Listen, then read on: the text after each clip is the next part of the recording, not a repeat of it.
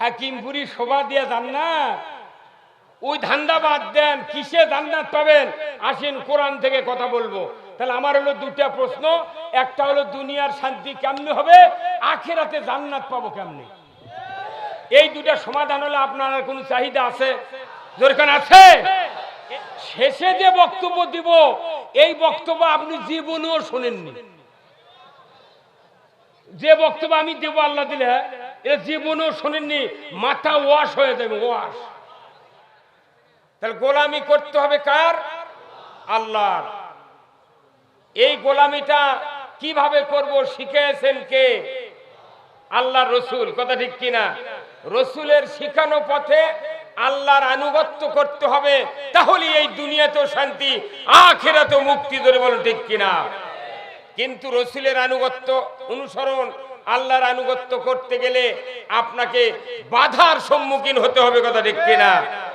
যদি মনে করেন আপনার জীবনে রসুলের আদর্শ অনুসরণ করতে গিয়া বাধা হচ্ছে, নির্ঘাত বুঝবেন এটা হলো হকের রাস্তা, এটা হলো জান্নাতের রাস্তা, এটা হলো নাজাতের রাস্তা। তুমি বলুন ঠিক কিনা? আমরা আজকে যে কথাগুলি বলবো একটু আপনারা শান্ত হন। কিছু কথা বলবো যে কথাগুলি আমাদের দুনিয়া কল্যাণ দেবে, আখিরাতে কল্যাণ দেবে। আলহামদুলিল্লাহ। যদি দুনিয়ায় কল্যাণ পাওয়া না যায়, আখিরাতে কল্যাণ পাওয়া, আপনারা সবাই জানেন এই কোরআন শরীফে একটা ইন জেনারেল মোনাজাত আছে। শিক্ষিত আলিম ওলামা, মূর্খ অশিক্ষিত যে কিছুই জানে না, তারপরে সে মোনাজাত মুখস্থ করেছেন উনি। রব্বানা আতিনা ফিদ দুনিয়া হাসানা ওয়া ফিল আখিরাতি হাসানা ওয়া কিনা আযাবান নার। তাহলে এই মোনাজাতটার অর্থ কি? হে রব, আপনি দুনিয়ার ভালাই দেন। কথা ঠিক কিনা? তারপরে আখিরাতের ভালাই দেন, আর জাহান্নামের কঠিন আগুনের আযাব থেকে আমাকে কি দেন? মুক্তি দেন। এই দোয়া যদি আল্লাহ কবুল করে, আপনার আমার কপাল খুলে যাবে। ধরে কোন আলহামদুলিল্লাহ। তাহলে প্রথম ভালাইটা চাইলেন কিসের? প্রথম ভালাই কিসের? সবাই বলেন দুনিয়ার। কিসের? দুনিয়ার। দুনিয়ার ভালাইয়ের কথা আগে বলা আছে, অথচ আমরা দুনিয়াকে ফেলে দিয়েছি, আখিরাত নিয়ে মরতেছি। কথা ঠিক কিনা? আগে দুনিয়া বুঝেন। দুনিয়া সুসজ্জিত করার জন্য যে বিধান কোরআনে আছে, এই বিধান সর্বস্তরে কায়েম করা ফরজ আইন। ধরে বল ঠিক কিনা?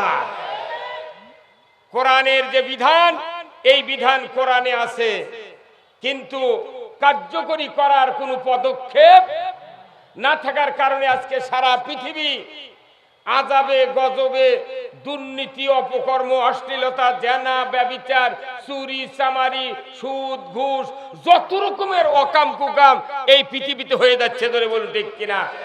এই কোরআন হলো পৃথিবী শান্ত করার মহা ঔষধ। জোরে কোন আলহামদুলিল্লাহ। এই কোরআন দিয়া পৃথিবী আল্লাহ রসুল 10টি বছর শাসন করেছেন। এই কথা কি কেউ অবিশ্বাস করতে পারবেন? জোরে কোন পারবেন? তাহলে রসুলের যদি 1000 সুন্নাত থাকে তার জীবনের, 1 নাম্বার সুন্নত হলো কোরআন দিয়া পৃথিবী 10টি বছর উনি চালু করেছেন, চালায়েছেন, শাসন করেছেন। এই সুন্নাত যদি কেউ দুনিয়ার জীবনে যদি মিথ্যা মনে করে, অনীহা করে, অবিশ্বাস করে, বিরোধিতা করে, এই মানুষের ঈমান থাকতে পারে না। আজকে সারা পৃথিবীতে রসুলের ওই শাসন ব্যবস্থা আমরা উনিকেই ভুলে গিয়েছি, যার কারণে আল্লাহর গজব আযাব আমাদের উপর আসতেছে। কথা ঠিক কিনা? আসতেছে। তাহলে এই আযাব কি আপনারা এইভাবে কিয়ামত পর্যন্ত রাখবেন, না দুনিয়া শান্ত করবেন? তাহলে জোরে সোরে একটাবার তাকবীর দেন, নারায়ে তাকবীর। এতগুলি লোক আওয়াজ হলো না, পেছনের ভাইয়েরা একটু আওয়াজ দেন, আমি একটু শক্তি পাবো। লিল্লাহে তাকবীর, নারায়ে তাকবীর, নারায়ে তাকবীর। আল কোরআনের আলো, আল কোরআনের আলো,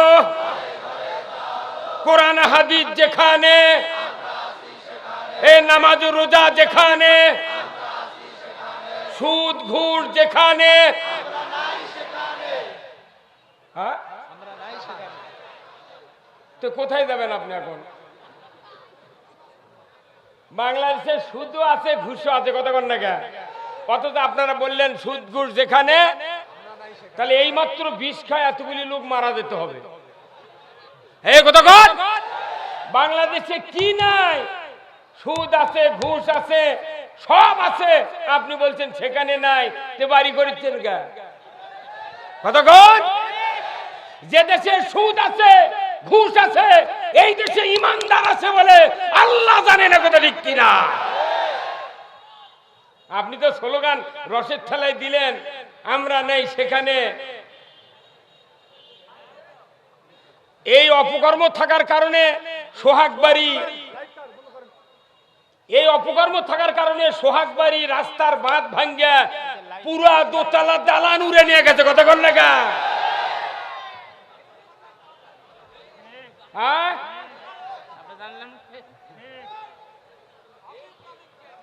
আপনার সেই তিসিখালির কাছে ফ্রিজ ভেসে গেছে, খাট ভেসে গেছে। এর কারণ কি? জাহরাল ফাসাদু ফিল বাররি ওয়াল বাহর বিমা কাসাবাত আইদিন্নাস। জলে স্থলে যা কিছু ঘটে বান্দা, তোমাদের দুই হাতে করা কাজের ফল। আমাদের বাংলাদেশের মানুষের দুই হাত খারাপ হয়ে গিয়েছে, যার কারণে একটা দোয়া কবুল হচ্ছে না। আলিম ওলামা কম নাই বাংলাদেশে, ইমাম কম নাই, হাফেজ কম নাই। যে তালবে ইলমের পায়ের নিচে বেহেশতি ফেরেশতার পর বিছায় দেওয়া হয়, এই হাফেজ সাহেব তালবে ইলমও দোয়া করে, কিন্তু বাংলাদেশে দোয়া কবুল হচ্ছে না। আর একমাত্র কারণ আমাদের হাত খারাপ। কি আপনারা বলেন তো? এটা আমার কাছে মোবাইল আছে, এই মোবাইল যদি আমি এই ভাইয়ের কাছে কল দিই, পরিচালনা যিনি করছেন, আমার মোবাইলে যদি অর্থ না থাকে, মোবাইল থেকে বলা হবে আপনার অ্যাকাউন্টে যথেষ্ট পরিমাণ ব্যালেন্স নাই, দয়া করে রিচার্জ করুন। এই কথা শোনার পর একটু লোক আর দ্বিতীয়বার আমরা কল দেব না, কারণ শেষ রেজাল্ট দিয়ে দিতে আপনার মোবাইলে কিছুই নেই। যদি আপনার ব্রেন থাকে তাহলে রিকোয়েস্ট কল দিবেন। রিকোয়েস্ট কল দিলে উনি যদি আমার নাম্বার পরিচিত মনে করেন, উনি রিসিভ করবেন, তারপরে কানে ধরার পরই বলবে রাজি থাকলে এক চাপুন, না থাকলে দুই চাপুন। আপনি যদি নাম্বার পরিচিত পান, যেটা আমার ছেলের নাম্বার, সাথে সাথে কল ব্যাক করবেন। আর যদি পরিচিত না থাকে, আপনি দুয়ের ঠাসি দিয়ে মোবাইল ফেলে দিয়ে বলবেন একবারে গরিব হয়ে গেছো। তা আমার কেমন যেন বিশ্বাস, দোয়া কবুল হোক এটা আমি চাই, আমাদের সকলের দোয়া কবুল হোক এটা আমি চাই, কিন্তু আমার কেন যেন বিশ্বাস হয় যে দোয়া আমাদের কবুল হচ্ছে না। এর একমাত্র কারণ হলো এই যখন আমরা প্রত্যেকটা জায়গার দোয়া করি, ওই সময় যদি এই মোবাইলের কম্পিউটারের মতো সাউন্ড যদি প্রত্যেক মোনাজাতকারীর কানে কানে বলা হতো, হে আল্লাহর বান্দা, আপনি যে ঈমান নিয়ে আল্লাহর দরবারে দোয়া করতেছেন, আপনার ঈমানের যথেষ্ট পরিমাণ শক্তি নেই, দয়া করে আপনি ঈমান রিসার্চ করুন। হে কথা বলেন, আল্লাহর ইজ্জতের কসম, সকালবেলা মসজিদের ইমাম, মাদ্রাসার হুজুর, মুয়াজ্জিন, ভালো ভালো লোকের বাড়িতে শত শত লোক ফজরের পরে দাঁড়ায় যেত। হুজুরকে ডাকা হতো, হুজুর আসেন তো বাইরে। বলে কি ব্যাপার, এত লোক কেন? বলে হুজুর আমি এইমাত্র সকালবেলা ফজর পরে বাবার কবরস্থানে গিয়েছিলাম, সেখানে আমি দোয়া করলাম, সূরা ইখলাস পড়লাম, ফাতিহা পড়লাম, হাত তুললাম, রব্বির হামহুমা কামা রব্বায়ানি সগীরা, কত আরাধনা করলাম মাফের জন্য, কিন্তু ফেরেশতা আমার কানে এসে বলেছে আপনার এই ঈমানের যথেষ্ট পরিমাণ শক্তি নাই, আপনি দয়া করে ঈমান রিসার্চ করুন। কথা বলেন। আমাকে বাড়ির চতুর্দিকে শত শত লোক ইমান রিসার্চ করার জন্য দাঁড়িয়ে যেত, যেরকম মোবাইলে টাকা না থাকলে ফ্লাক্সি লোডের দোকানে মানুষ ভিড় জমায়। কথা বল না? তাহলে ইমান রিসার্চের একমাত্র মূলধন হলো এই পবিত্র আল কোরআন। এই কথা বল, এই কোরআনই হলো মানুষের ইমান রিসার্চের একমাত্র কিতাব। তাহলে এই কিতাব যদি আর মানুষকে শুনতে দেওয়া না হয়, হ্যাঁ, ইমানের রিসার্চ আর আমি প্রমাণ দিচ্ছি। এই যে বাংলাদেশে কমপক্ষে 18 কোটি মোবাইল আছে বাংলাদেশে, এক একজন মানুষের 3টে 4টে পরিমাণ মোবাইল আছে। 18 কোটি মোবাইল আছে বাংলাদেশে। সরকার যদি আইন করে আগামী কাল থেকে একটা ফ্লাক্সি লোডের দোকানে কোনো লোড দিতে পারবে না। যার মোবাইলে 2000 টাকা আছে তার নয় 7 দিন যাবে, আর যার 10 টাকা হাওলাত নেওয়া আছে, কথা বলেন, যার 10 টাকা হাওলাত নেওয়া আছে এই লোকের তো এক রাতি যাবে না। তাহলে যখন এই টাকা সবার ফুরে যাবে, কিন্তু আপনার আমার পকেটে 18 কোটি মোবাইল আছে, লুটের দোকান যখন বন্ধ হবে তখন মোবাইল থাকার পরেও কোনো লাভ। তে কোরআন দিয়ে মানুষের ইমান রিসার্চ করতে হবে, এটা কার কথা? কিন্তু এই রিসার্চ করার কাজটা যদি বন্ধ করা হয়, যাই যে ব্যক্তি শুধু শুক্রবারে নামাজ পড়ে এ তো 10 টাকার হাওলাতের ইমান। এ কথা বলে, যে 5 ওয়াক্ত নামাজ পড়ে এ 500 টাকার ইমান। যার 2000 আছে এই পুরা বছর নামাজ পড়ে, কুরবানি করে, সব করে, হজ করে, এই 2000 টাকা ফুরালো, 500 টাকা ফুরালো, এরপরে 10 টাকা ফুরালো। যখন এই পৃথিবীর বিশেষ করে আমার বাংলাদেশের মানুষগুলির সামনে যখন কোরআন শোনা বন্ধ করা হবে, তখন দেখা যাবে সমস্ত ইমান আস্তে আস্তে দুর্বল। শেষে দেখা গেল আস্তে আস্তে ইমান মরে যাচ্ছে। ইমান মরা মানে জাতি জীবিত থাকতে মৃত্যু। মানুষ যাতে জীবিত থাকতে না পারে তারই ব্যবস্থা 1500 বছর আগে আবু জেহেল করেছিল। লা তাসমাউ লিহাযাল কোরআন ওয়ালগাউ ফিহি লাআল্লাকুম তাগলিবুন।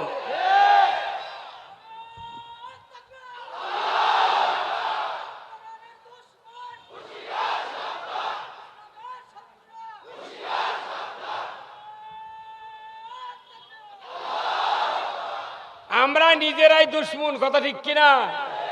এই জাতিকে আমরাই শেষ করে দিচ্ছি। কতক্ষণ এই বক্তৃতা আপনার মসজিদে দেওয়া উচিত ছিল। এই বাংলাদেশে 5,12,000 মসজিদ, খুতবাতুল আহকাম সানি খুতবার লাস্টে রসুলের হাদিস দেওয়া রয়েছে, সানি খুতবার লাস্টে কোরআনের আয়াত দেওয়া হয়েছে। এই দুটি বক্তব্য বাইতুল মুকাররম থেকে শুরু করে আপনার চট্টগ্রাম সোহাগবাড়ি পর্যন্ত যদি তামাম মসজিদগুলিতে এই বক্তব্য 100 বছর ধরে যদি বাংলার জমিনে দেওয়া হতো, আমার দেশের পরিস্থিতি এইরকম হতো না। আমরা ইমামরা শুধু খুতবা পড়ে যাই, ইমামও বুঝি না, মুক্তাদি তো বোঝার কোনো দরকারই নেই। কথা বলেন। আসুন আমি আপনাদেরকে ইমান রিসার্চ করব, কি রাজি আছেন? কারা কারা রিসার্চ করবেন ইমান হাত তোলেন, নামান হাত। কে বক্তৃতা দিচ্ছে এ কথা বলার দরকার নাই, আপনাকে দেখতে হবে সেটা কোরআনের বক্তব্য না রসুলের বক্তব্য। আল্লাহ রসুল বলে যায়নি বিদায় হজের ভাষণে যে আমি চলে যাচ্ছি, আমি দুটা জিনিস রেখে গেলাম, একটা হলো কিতাবুল্লাহ ওয়া সুন্নতে রসুল। কি কথা কোন? বিদায় হজে 1.25 লক্ষ সাহাবীর সামনে উনি রেখে গেলেন দুইটা ব্যাগে দুইটা কিতাব, একটা হলো কোরআন আর একটা হলো রসুলের হাদিস। কথা কোন না? আচ্ছা আপনাদের এখানে সিংড়া বাস স্ট্যান্ড নাই? বাস স্ট্যান্ডে বগুড়া থেকে আপনার Singra to Bogura bus service হয়। এখান থেকে প্যাসেঞ্জার কাউন্টারে টিকিট করে উঠেছে, একটা লোক টিকিট করে বাসে উঠেছেন, উনি দুটা ব্যাগ নিয়ে সিটে রেখে বলছেন পাশের লোককে, ভাই আমি একটু ওযু করতে যাবো, আপনি ব্যাগ দুটা দেখবেন। কেউ যদি আসে ওই ব্যাগের সিটে যদি বসতে চায় আপনি কি বলবেন? হ্যাঁ এখানে লোক আছে, কি কথা কোন দেখা, এখানে লোক আছে, কিন্তু আপনাকে বলে গেছে আপনি ওই লোক নিষেধ না করার কারণে ওই লোকটা কিছুক্ষণ বসে থাকে, ওই 2 ব্যাগ নিয়ে ওই নেমে গেছে। এই কথা বলে, তাহলে যে লোক আপনার জিম্মেদারি থুয়ে গেল যে আপনি সিটটা দেখবেন, ব্যাগ দূরে দেখবেন, ওই লোক নিয়ে চলে গেছে, তাহলে আপনি কি এই দায়িত্ব ঠিক মতো পালন করলেন? আল্লাহ রসুল আজ থেকে 1500 বছর আগে উনি বিদায় হজের ভাষণে বললেন, কিতাবুল্লাহ সুন্নতে রাসূল, এই 2টি জিনিস রেখে গেলাম, তোমরা যতদিন আঁকড়ে ধরে থাকবে তোমরা পদস্খলিত হবে না, তোমরা লাঞ্ছিত হবে না, তোমরা দুর্নীতিগ্রস্ত হবে না, তোমাদের সমাজে অশান্তি থাকবে না, শান্তি আর শান্তির ঢল নেমে যাবে। কথা ঠিক কিনা?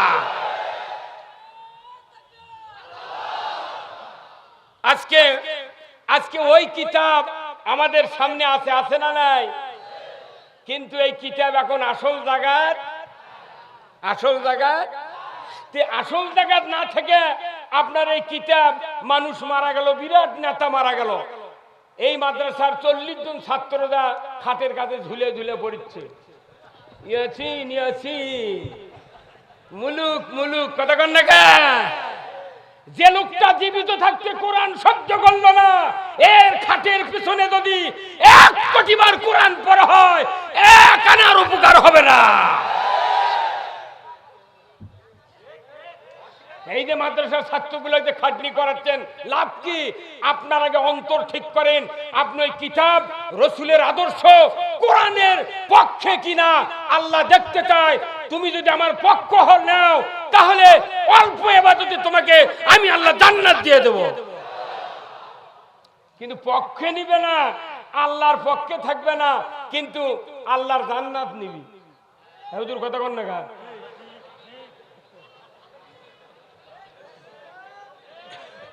আপনি উপবৃত্তি আল্লাহর থেকে ভাতা নিবেন আর আল্লাহর পক্ষে থাকবেন না, সেই দিন তো বাঁধ ভাঙ্গিচ্ছে, সেই দিনই ধান কাটে তুলে হির কাটে, সেই দিনই ঝরিয়েছে মেসাকার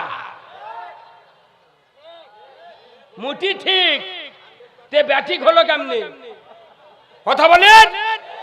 তাহলে এই পৃথিবী শান্তিতে ভরে দেওয়ার একমাত্র কিতাব কি? জোরে কোন কি? আসুন আমরা এই পৃথিবীতে শান্তি, আমরা অবশ্যই আমরা শান্তি কেমনি কায়েম হয় এই কথা শুনবে, এটা আমার 1 নম্বর প্রশ্ন। 2 নম্বর হলো, বাংলাদেশে যতগুলি মাদ্রাসা আছে এখানে কোরআন তেলাওয়াত করা হচ্ছে, কোরআন শেখানো হচ্ছে। এই কোরআনের মাদ্রাসায় কোরআন শেখার পর কোরআনের বাস্তব কথা যে দেশে বলা যায় না, এত বড় দুর্নীতিগ্রস্ত পৃথিবীর মধ্যে কোন রাষ্ট্র নাই। কোরআন শিখা কোরআনের পক্ষে কথা বলা যায় না, অথচ কোরআনের বিপক্ষে কথা বলে তারা সমাজে বোতাম খুলে দিয়ে দৌড়ায়। জান্নাত আল্লাহ জান্নাত দিবেন কাদেরকে? যারা আল্লাহর পক্ষের লোক। কি আচ্ছা, এখানে আল্লাহর পক্ষে কে নাই? হাত তোলেন তো, কে কে আল্লাহর পক্ষে নাই? কারা?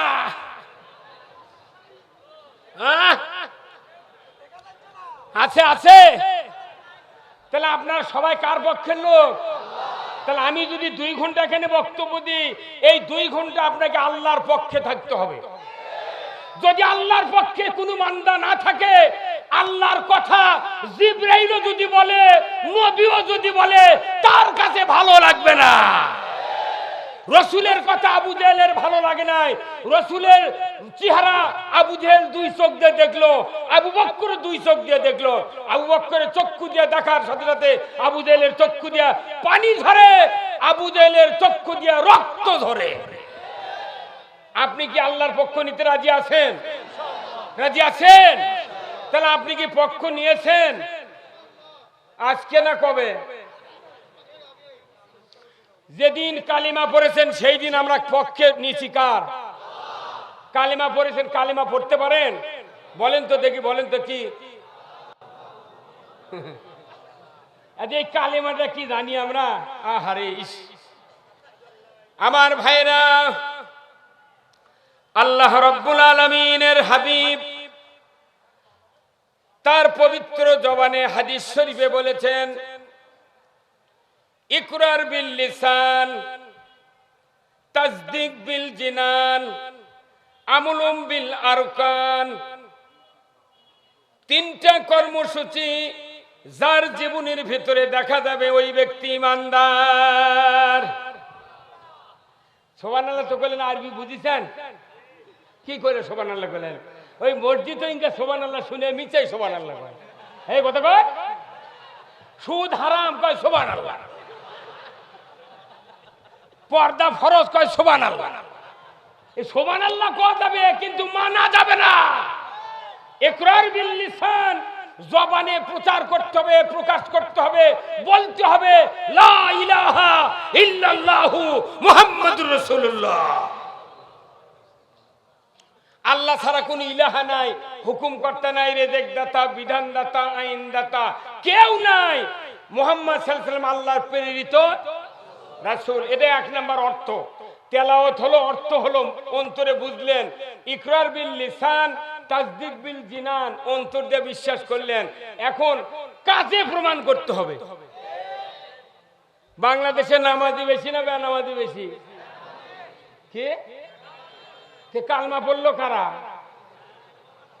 হ্যাঁ, যারা নামাজ আদায় করে না এই লোকগুলি ডাইরেক্ট জাহান্নামী। কোরআন সাক্ষী। আপনাকে মনের মুখের প্রশংসা নেওয়ার জন্য আমি কথা বলি না। আমার বাবাও যদি অন্যায় করে আমি ছাড়বো না। একটা বেনামাজি মারা গেছে, তার জন্য দোয়া করতে করতে অগেক্ষিরে আরশে আজিমত তুলে দিছে। এটা হচ্ছে তেল তেলে গোয়েন্দারি কথা। আর বাংলাদেশের দোয়া তো দুই প্রকার, একটা ধনীর দোয়া, একটা গরিবের দোয়া। ধনী মানুষ দোয়া করলে 500 দিবি, তখন আল্লাহ আমিন বলে লাখ টানাচ্ছে মাইকর, তখন জনগণ বলবে বাবা এই লোকটা কান দিচ্ছে পারে। আর গরিবের যখন মোনাজাত হয় আল্লাহুম্মা আমিন, অনেকক্ষণ চুপ করে থাকে, কি বলতেছে কেউ জানে না। আল্লাহুম্মা আমিন বিরহমাতিকা ইয়া আরহামার রাহিমিন। ওই জানে যে টাকা নেই, 1 সেকেন্ড মোবাইল, 1 মিনিট মোবাইল করতে 2.5 টাকা কাটে। আর বিশাল আল্লাহ যিনি সর্বশক্তিমান, 9 কোটি 30 লক্ষ দূরে সূর্য, আরশ আজিম কত দূরে, এখান থেকে অত দূর পর্যন্ত আল্লাহর সাথে কথা বলবো।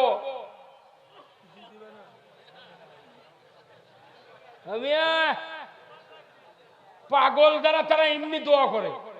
আবার দেশে দোয়া কবুল হবে না। আপনার যদি নাম্বার ঠিক না থাকে, জিবরাইলকে নবী দোয়া করলে কবুল হবে না। মোবাইলে আমার নাম্বারে টাকা দিতে বললাম ভাইকে, একটা নাম্বার উনি বলতে ভুল করছেন, আমি দিচ্ছি ঠিক, বলতে ভুল করছেন, টাকা কোথায় যাবে? ওই খুবজিপুর যদি ওই নাম্বার পায়, মোবাইল যদি কক্সবাজারের সাগরের ভিতরে ওই নাম্বার পায়, খুঁজে খুঁজে ওখানে ঢুকে দেবে। তা আপনি যে দোয়া চাচ্ছেন এই বুদ্ধি দিল কি আপনার?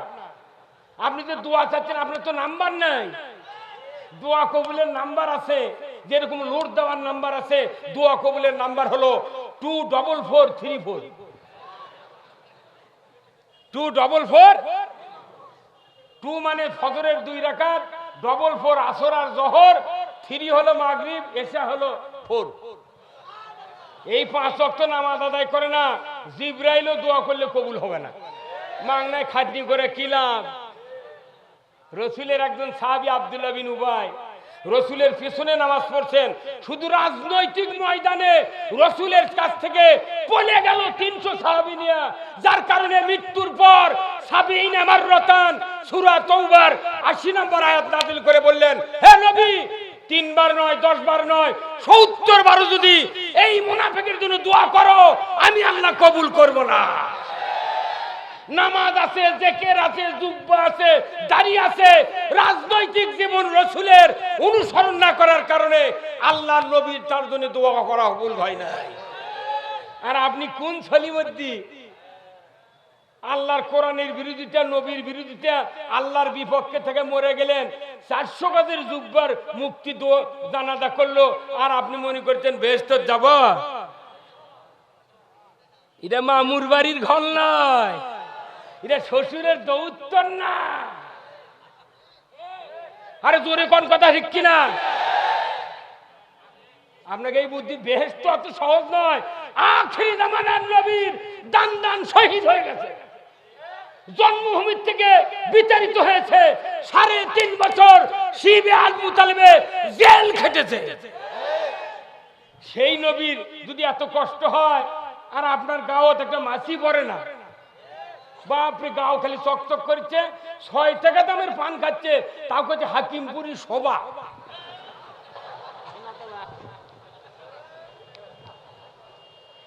হাকিমপুরি শোভা দিয়ে যান না, ওই ধান্দা বাদ দেন, কিসে জান্নাত পাবেন? আসেন কোরআন থেকে কথা বলবো। তাহলে আমার হলো 2টা প্রশ্ন, একটা হলো দুনিয়ার শান্তি কেমনে হবে, আখিরাতে জান্নাত পাবো কেমনে। এই 2টা সমাধান হলে আপনার কোনো চাহিদা আছে? যেরকম আছে। শেষে যে বক্তব্য দিব, এই বক্তব্য আপনি জীবনেও শোনেননি। যে বক্তব্য আমি দেব আল্লাহ দিলে, এ জীবনেও শোনেননি, মাথা ওয়াশ হয়ে যাবে, ওয়াশ। ওই যে ঢাকা বাইতুল মুকাররমে 100 বছর ইমামতি করতেছে, ও মুকাররমের ইমাম, তুমি কি খুতবা দেখো না? ও সুলতানু জিল্লুল্লাহ ফিল আরদি মান আহনা সুলতানুল্লাহ ফিল আরদি আহনাহুল্লাহ। একমাত্র পৃথিবীতে ন্যায়পরায়ণ শাসক আল্লাহর ছায়া সদৃশ্য, আল্লাহু আকবার। এই পৃথিবীতে ন্যায়পরায়ণ শাসক আল্লাহর ছায়া, জোরে কোন সুবহানাল্লাহ। এটা কার কথা? রাসূলের কথা। কার কথা? আচ্ছা, এই কথাকে আপনারা খুতবা শোনেন প্রতি শুক্রবারে? কত গুরুত্বপূর্ণ কথা প্রতি জুমায় পড়া হচ্ছে। ইমাম জীবনে বাংলা করা বুঝতে দেয়নি। কৃষক যেটা বুঝে দিলে আমার চাকরি থাকবে না। তোমার যদি চাকরি না থাকে, কল্লা বেচে খাও। কি কথা কোন টাকা?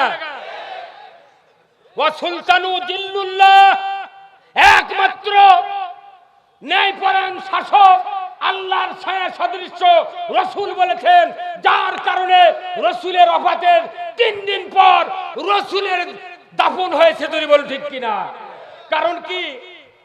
আমাকে ততক্ষণ তোমরা দাফন করবে না যতক্ষণ এই মক্কা মদিনার আমির তৈরি না হয়, প্রেসিডেন্ট তৈরি না হয়, প্রধানমন্ত্রী তৈরি না হয়। আপনি মনে করছেন রাসূলের এই আদর্শ বাদ দিয়ে জান্নাতে যাবেন ওই দাড়ি দিয়ে? কিয়ামতের দিন 9টা প্রশ্নের উত্তর দিতে হবে, তার ভেতর দাড়ি নাই, টুপি নাই, জুব্বা নাই, চামের জুতো নাই, স্যান্ডেল নাই। আমাকে অনেকেই বলে, হুজুর এই যে বক্তাগুলো তাজা হয়, আপনি কে তাজা হন না? সব বক্তারই ভুঁড়ি হয়, আপনার কে হয় না? আমি বললাম, কোন গরু যদি জানতো যে ঈদুল আজহা এই জিলহজ মাসের 10 তারিখে গরু যদি জানতো যে আমাকে জবে করে কুরবানি দিবি, আমার মালিক গোস্ত খাবে, ফকির মিসকিন খাবে, আত্মীয় স্বজন খাবে, আল্লাহর ইজ্জতের কসম, গরু যদি জানতো, এই গরু জিন্দিগিতে খোল ভুসি খেত না। ও হিংসা করে বলতো, তোমার গোস্ত মুখে আমি দিব না, আমি শুকে যাব, তোমাকে হাড্ডি চাটাবো। আমরা কুরবানির চিন্তায় আছি, সেই দিনই তাজা হয় না। আদারকে কুরবানির চিন্তা নাই, ঘাড় এই খেললে মোটা। এ কথা বল, দেহ দিয়া জান্নাতে যাওয়া যাবে না, ঈমান দিয়া জান্নাতে যেতে হবে। আর এই ঈমানটা প্রকাশ পায় কলিজার ভালোবাসা দিয়া, অন্তরের বহিঃপ্রকাশ দিয়া। আমি যে কথাগুলি আপনাদের সামনে আওড়াইছি, এর সমাধান দিতে গেলে কিছু টাইম লাগবে। আপনারা কি দিতে রাজি আছেন? এই পেছনের ভাইরা কি দিতে রাজি আছেন?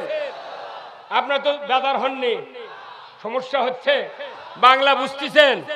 আমার বাড়ি নন্দীগ্রাম, আপনাদের বাড়ি সিংড়া কলম। এই বগুড়া জেলা নয়, বিশেষ করে আমরা ছোটবেলায় শুনেছি, বিল দেখতে চলন, গ্রাম দেখতে। এই কলম একদিন কাঁসার রাজা ছিল। আগেকার লোক এই কাঁসার দোকান যারা করতেছিল, তারা কান্দে করে নিয়ে যাচ্ছিল। আমাদেরকে বলতো, বাপ মা বলেছে যে, বলে যে কাঁসার থালত ভাত খাও, তাহলে গ্যাস আর হবে না। এই কাঁসার ঢাল বেঁচেছে। যখন দেশের চোর আলো, বাড়ি ঘর থেকে মোট কাঁসার থাল চুরি করে নিয়ে যায়। আবারও ঘুরে ঘুরে আবার ওই কাঁসার থাল কলমই আসে। এই কথা কয়, যেখানকার মাল এই সেই কলমে কোন আমি আজ বক্তৃতা দিচ্ছি আপনাদেরকে কোরআন দিয়া আপনাদেরকে লুট দেব। এই লুট যারা সহ্য করতে পারবেন আল্লাহ তাদেরকে জান্নাত দিয়ে দিবে। আল্লাহু আকবার। না যা আছে ওখানে থাক, আর বসারও দরকার, দাঁড়িয়ে থাকলে শুনলে এর বেশি সোয়াব। ও ওনারা আমাদের নিরাপত্তা বাহিনী, কি কথা কোন টাকা যাই যেখানে আছে। কোরআনে আল্লাহ বলছেন কিয়ামাউ কুদু আলা জুনুবিহিম, দাঁড়িয়ে থেকে, শুয়ে থেকে, বসে থেকে। ওনারা জান্নাতি লোক দাঁড়িয়ে আছে, ওনাদের পাশে আল্লাহর লক্ষ লক্ষ ফেরেশতা কোরআন শুনছে। আমরা যারা বসে আছি আমাদের গায়ের কাছে কোনো ফেরেশতা নাই, ওনাদের সাথে ফেরেশতা আছে। কুল্লাহবিতু মিনহা জামিআ ফাইম্মা ইয়াতিয়ান্নাকুম মিন্নি হুদান ফামান তাবিয়া হুদায়া ফালা খাউফুন আলাইহিম ওয়ালা হুম ইয়াহজানুন। চুপ, কেউ কথা বলবেন না, কেউ কথা বলবেন না। আমার আল্লাহ বলেছেন সমস্যা কি ভাই এগুলো করতেছেন?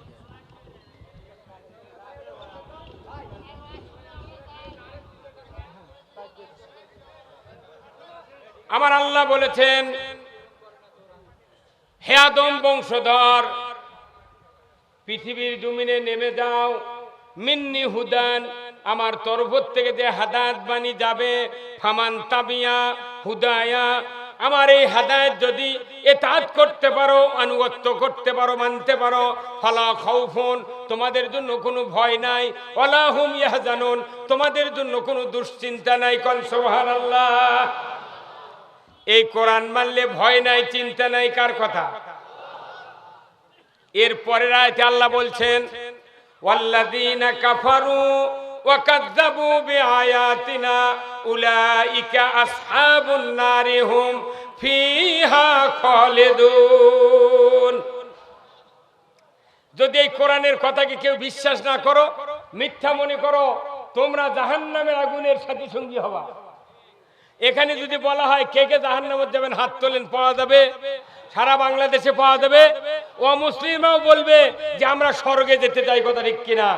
কিন্তু আমরা ইচ্ছায় হোক অনিচ্ছায় হোক কোরআনকে অবিশ্বাস করছি, কোরআনকে মিথ্যা মনে করছি, ধরে বলুন ঠিক কিনা? কিভাবে? আল্লাহ কোরআনে বলছেন ইয়া আইয়ুহাল্লাযীনা আমানু লা তাকুলুর রিবা, ঈমানদাররা সুদ খাইও না। এই সুদ বাংলাদেশে চলে কি চলে না? এই কতক্ষণ? তাহলে এটা কি মিথ্যা বলা হলো, অবিশ্বাস করা হলো?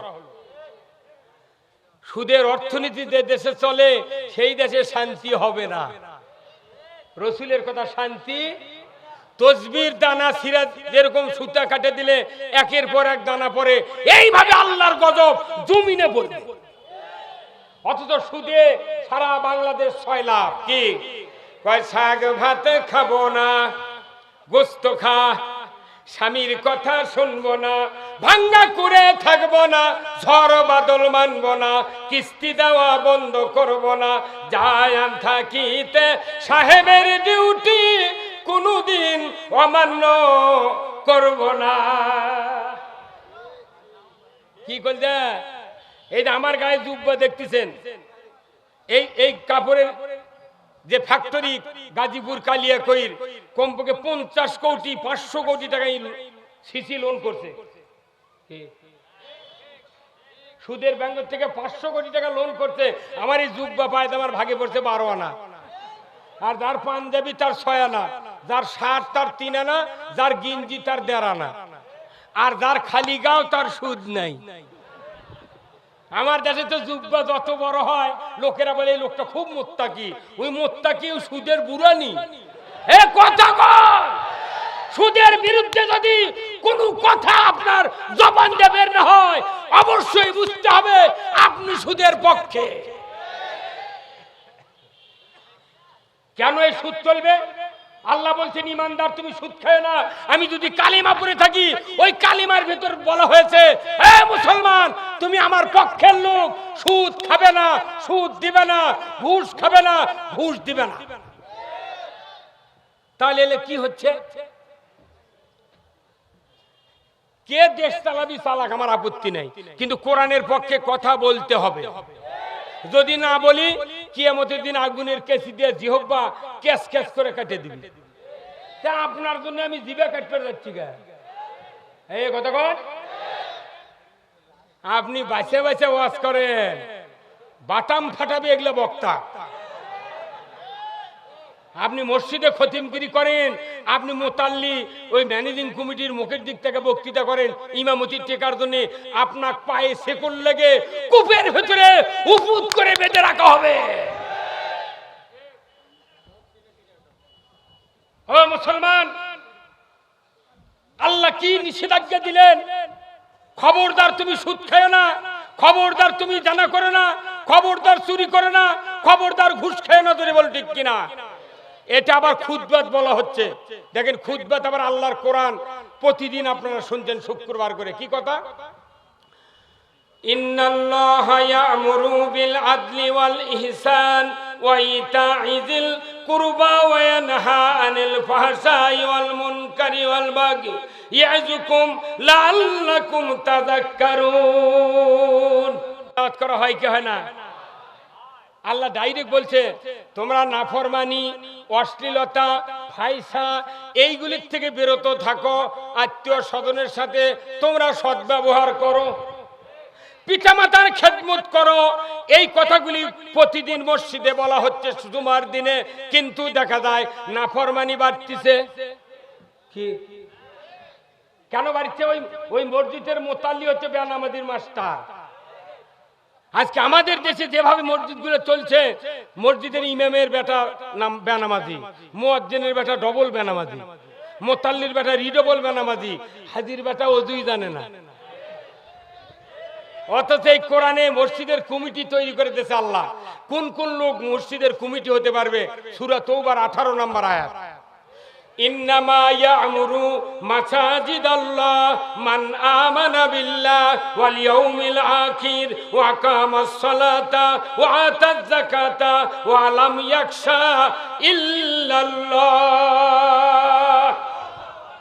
আল্লাহ বলছেন যে তোমরা আল্লাহর উপর ঈমান আনো, আখিরাতের প্রতি ঈমান আনো, নামাজ কায়েম করো, যাকাত আদায় করো, আল্লাহ ছাড়া কাউকে ভয় করবে না। আল্লাহ ছাড়া কাউকে ভয় যারা করে না তাদের জবান দিয়ে হক কথা বাড়াবে, যারা ভয় করে তাদের কাছে তেল তেলা গোয়েন্দারি করে কথা বাড়াবে। আল্লাহ রসুল কি মুখ চেয়ে বক্তৃতা করছেন? আল্লাহ রসুল যদি বলতেন আবু জাহেল চাচা তুমি কাবা শরীফের স্টাইল দিয়ে দাও, আমাকে একটা ওযুর জায়গা করে দাও, আমি এখানে আমার সাহাবীদেরকে নিয়ে নামাজ পড়ে জিকির করব, লোক করে থাকবো, তোমার কোনো টেনশন নাই। আবু জাহেল সোনা দিয়ে বানিয়ে দিলেন। কি হুজুর কথা কন না? কাল্লা সকানকে কথা ঠিক কিনা? গোটা মসজিদ সোনা দিয়ে করে দিত। আবু জাহেল বলতে আমি তো এটাই চাচ্ছি। এখন তো আমাদের মসজিদ গুলা, আমরা আগে নামাজ আদায় করেছি মাটির মসজিদ, সব বিছনা ছিল, খাজুরের পাতার পাটি ছিল। এখন সেই মসজিদ গুলা কি স্টাইল! এক একজনের বাড়ির মোশান দেখলে, স্টাইল দেখে, আলো দেখলে, ঝিকঝাক দেখলে মনে হচ্ছে এটা রাজকুঠির। কিন্তু ফজরের আজান দিলে একটা লোক চেতন পায় না।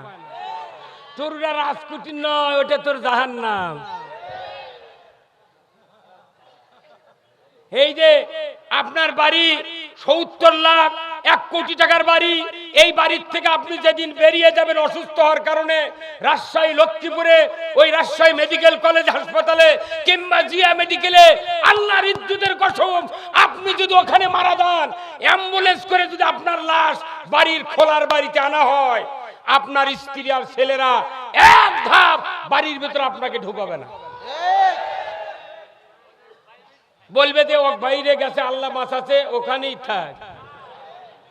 আচ্ছা এই কথা যদি মরার পর আপনি শুনবার পাতেন, তাহলে মনে মনে বলতেন এই তুই আমাকে ছেড়ে দে তো।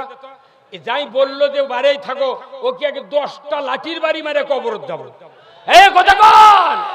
তাহলে এই দুনিয়ার বাড়ি, লক্ষ লক্ষ টাকার বাড়ি, এই বাড়ি কোন স্থায়ী ঠিকানা নয়, এটা পড়ার অধীন, এটা লজিং বাড়ি, কথা ঠিক কিনা? আর আসল বাড়ি হলো জান্নাত। আপনি 50 লক্ষ টাকা খরচ করলে বাড়ি করলেন, ঢোকার ভাগ্য হলো না। আর আমার রাসূল বলছেন, মান বানা মসজিদান বানাল্লাহু লাহু বাইতান ফিল জান্নাহ। দুনিয়ার বাড়ি হলো অস্থায়ী, আর স্থায়ী বাড়ি হলো জান্নাত। জান্নাতে কারা যাবে? আমার রাসূল বলেছেন, যারা জান্নাতে যাবে মসজিদ তৈরি করবে, মাদ্রাসা তৈরি করবে, সদকায়ে জারিয়ার কাজ করবে। আমার রাসূল বলেছেন, ওই ব্যক্তিকে কিয়ামতের ময়দানে বেহেশতের ভিতরে আল্লাহ তাআলা বালাখানা দিয়া দিবে। দুনিয়ার 50 লাখ টাকার বাড়ি মোলে আর ঢুকায় না, আর আল্লাহ বলছেন তুমি মসজিদের জন্য দিবে, তুমি জান্নাতে একটা বাড়ি পাবে। সুবহানাল্লাহ। তাহলে কন্ত আপনি বলেন প্রতি সপ্তাহে মসজিদে যেগুলো কোটা ছাড়ে না, এটা সামনে দিয়ে কোটা দেয় না। এখানে দেখেন তো কোনো কাগজের নোট দেয় মানুষ, খালি 5 টাকার পয়সা ওই কোটার উপর থেকে দেয় ফেলে, যাতে ঠক করে সাউন্ড হয়। আবার দিয়ে দূরে ফেলে দিয়ে ডানে বাঁয়ে তাকে দেখে কেবল শুনবে পাচ্ছু। এই কথা কর, আল্লাহ দিচ্ছে জান্নাত ক্রয় করার জন্য শব্দ করে, আর 17 লক্ষ টাকা ঘুষ দিচ্ছে টেবিলের তল দিয়ে লোক করে। আল্লাহ দেয় শব্দ করে, ঘুষ দেয় লোক করে। ই আবার করছে হুজুর দোয়া করবেন আল্লাহ জান ইমানের মৃত্যু দেয়। বহুত দূর ইমান।